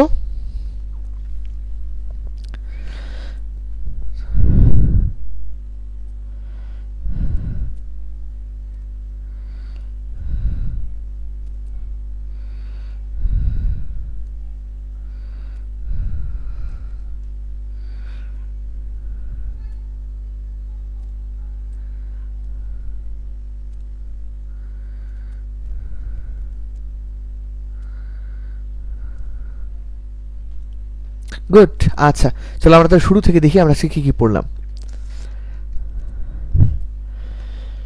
হ্যাঁ হ্যাঁ, আগে পিরিয়ডিক টেবিলটা ভালো করে মনে রাখা লাগবে, এটা ছাড়া কিছু না। এই পিরিয়ডিক টেবিলটা আমরা হচ্ছে বেসিক ক্লাসে দেখাইছিলাম তোমাদেরকে। তোমরা যদি বেসিক ক্লাসে দেখে ফেলতা তাহলে আজকে ধরো তোমাদের মুখস্থ থাকতো। দেখো তাহলে সবার আগে আমরা কি দেখলাম? সবার আগে দেখলাম হচ্ছে আমরা পর্যায় সারণী। এটার পরে আমরা দেখলাম হচ্ছে ব্যতিক্রম ইলেকট্রন বিন্যাস, কেবলমাত্র টাংস্টেন করে না, বাকি সবাই ব্যতিক্রম ইলেকট্রন বিন্যাস প্রদর্শন করে। এরপর আমরা হচ্ছে যোজিত ইলেকট্রন দেখলাম। যোজিত ইলেকট্রন হচ্ছে ডি ব্লকের ক্ষেত্রে ডিআরএস এর যোগফল, পি ব্লকের ক্ষেত্রে পিআরএস এর যোগফল। বাট ওগুলো তো পারা যায়, ডি ব্লকেরটা সেম শক্তি স্তরে না হওয়া সত্ত্বেও ডি এর ইলেকট্রনটা যোগ হয়। কেন যোগ হয় বলছে, রাসায়নিক বিক্রিয়ায় অংশ নেয় বিধায়। তারপর আমরা বললাম পারমাণবিক সংখ্যা নির্ণয়। সো খুবই চমৎকার একটা ওয়েতে যে কোনো মৌলের পারমাণবিক সংখ্যা আমরা এখন নির্ণয় করতে পারবো। পারমাণবিক সংখ্যা থেকে আমরা দেখলাম হচ্ছে গ্রুপ পিরিয়ড এগুলো নির্ণয় করা, কোনো রকম সূত্র ইউজ করা ছাড়া, জাস্ট খালি আমার ফুল পর্যায় সারণীর উপর ধারণার উপর রেখে। এটাও দেখলাম, এটা হচ্ছে ওই যে একটা প্রশ্ন ছিল কিভাবে গ্রুপ আর পর্যায় নির্ণয় করা যায়, একদম পারমাণবিক সংখ্যা আমি জানিও না সেই মৌলটাকে, স্টিল পারলাম আমরা। এরপর আমরা হচ্ছে ইলেকট্রন বিন্যাস দেখলাম, কিভাবে যে কোনো মৌলের ইলেকট্রন বিন্যাস করা যায়। এখানেও দেখলাম যে কোনো মৌলের ইলেকট্রন বিন্যাস করার ওয়ে। ঠিক আছে? আচ্ছা, তো আমাদের আজকে লেকচার ছিল এটুকু পর্যন্তই। নেক্সট দিন আবার আমরা যাব। নতুন স্টুডিওতে কবে যাবেন? আমরা হচ্ছে ভাইয়া আসছে যেহেতু, আমি হচ্ছে এদিকে স্টুডিওর ব্যাপারে কথাবার্তা বলবো। বেশি দেরি হবে না ইনশাআল্লাহ, খুব দ্রুতই লাইটিং সেটআপটা আর ভয়েস সেটআপটা বেশ আরেকটু আগের থেকে উন্নত হবে। ঠিক আছে? আচ্ছা, কারো কোনো প্রশ্ন আছে? তোমাদেরকে এখন আমি মাইক্রোফোন আনমিউট করার সুযোগ দিচ্ছি। যদি কারো প্রশ্ন থাকে এখন মাইক্রোফোন আনমিউট করে করতে পারবা। যে কোনো প্রশ্ন, পড়াশোনা রিলেটেড হোক বা হচ্ছে কিভাবে বই কিনবো বা যে কোনো কিছু কলেজের রিলেটেড যে কোনো কিছু প্রশ্ন করতে পারবে এখন তোমরা। সবাইকে মাইক্রোফোন আনমিউট করার সুযোগ দেওয়া হয়েছে, কেউ চাইলে মাইক্রোফোন আনমিউট করতে পারবা। সেল কেমিস্ট্রি সেলফ স্টাডি কতক্ষণ করা লাগবে? তুমি কলেজে ওঠার আগ পর্যন্ত আমি খালি যে ক্লাসটা নিতেছি এই 1.5 ঘন্টার ক্লাসটা করবা, আর 1.5 ঘন্টার ক্লাসের জন্য তুমি বাসায় 1.5 ঘন্টা পড়বা, শেষ। তাহলে সপ্তাহে আমি 3 ঘন্টা ক্লাস নেব, তুমি সপ্তাহে শুধুমাত্র 3 ঘন্টা কেমিস্ট্রি পড়বা, আর কিছু করা লাগবে না। আর আজকে কোনো বই পড়া লাগবে না। বলো। ভাইয়া বলতেছি যে সেকেন্ড পেপারে হচ্ছে পরিবেশ রসায়ন কমপ্লিট করার পর হচ্ছে যে এখন কোন চ্যাপ্টারটা পড়া যাবে, মানে সেকেন্ড পেপারে আমি বুঝতে পারবো এরকম। পরিমাণগত রসায়ন পড়ো। আচ্ছা ভাইয়া। অন্য কোনো প্রশ্ন? যে কোনো কিছু করতে পারবা, সমস্যা নেই।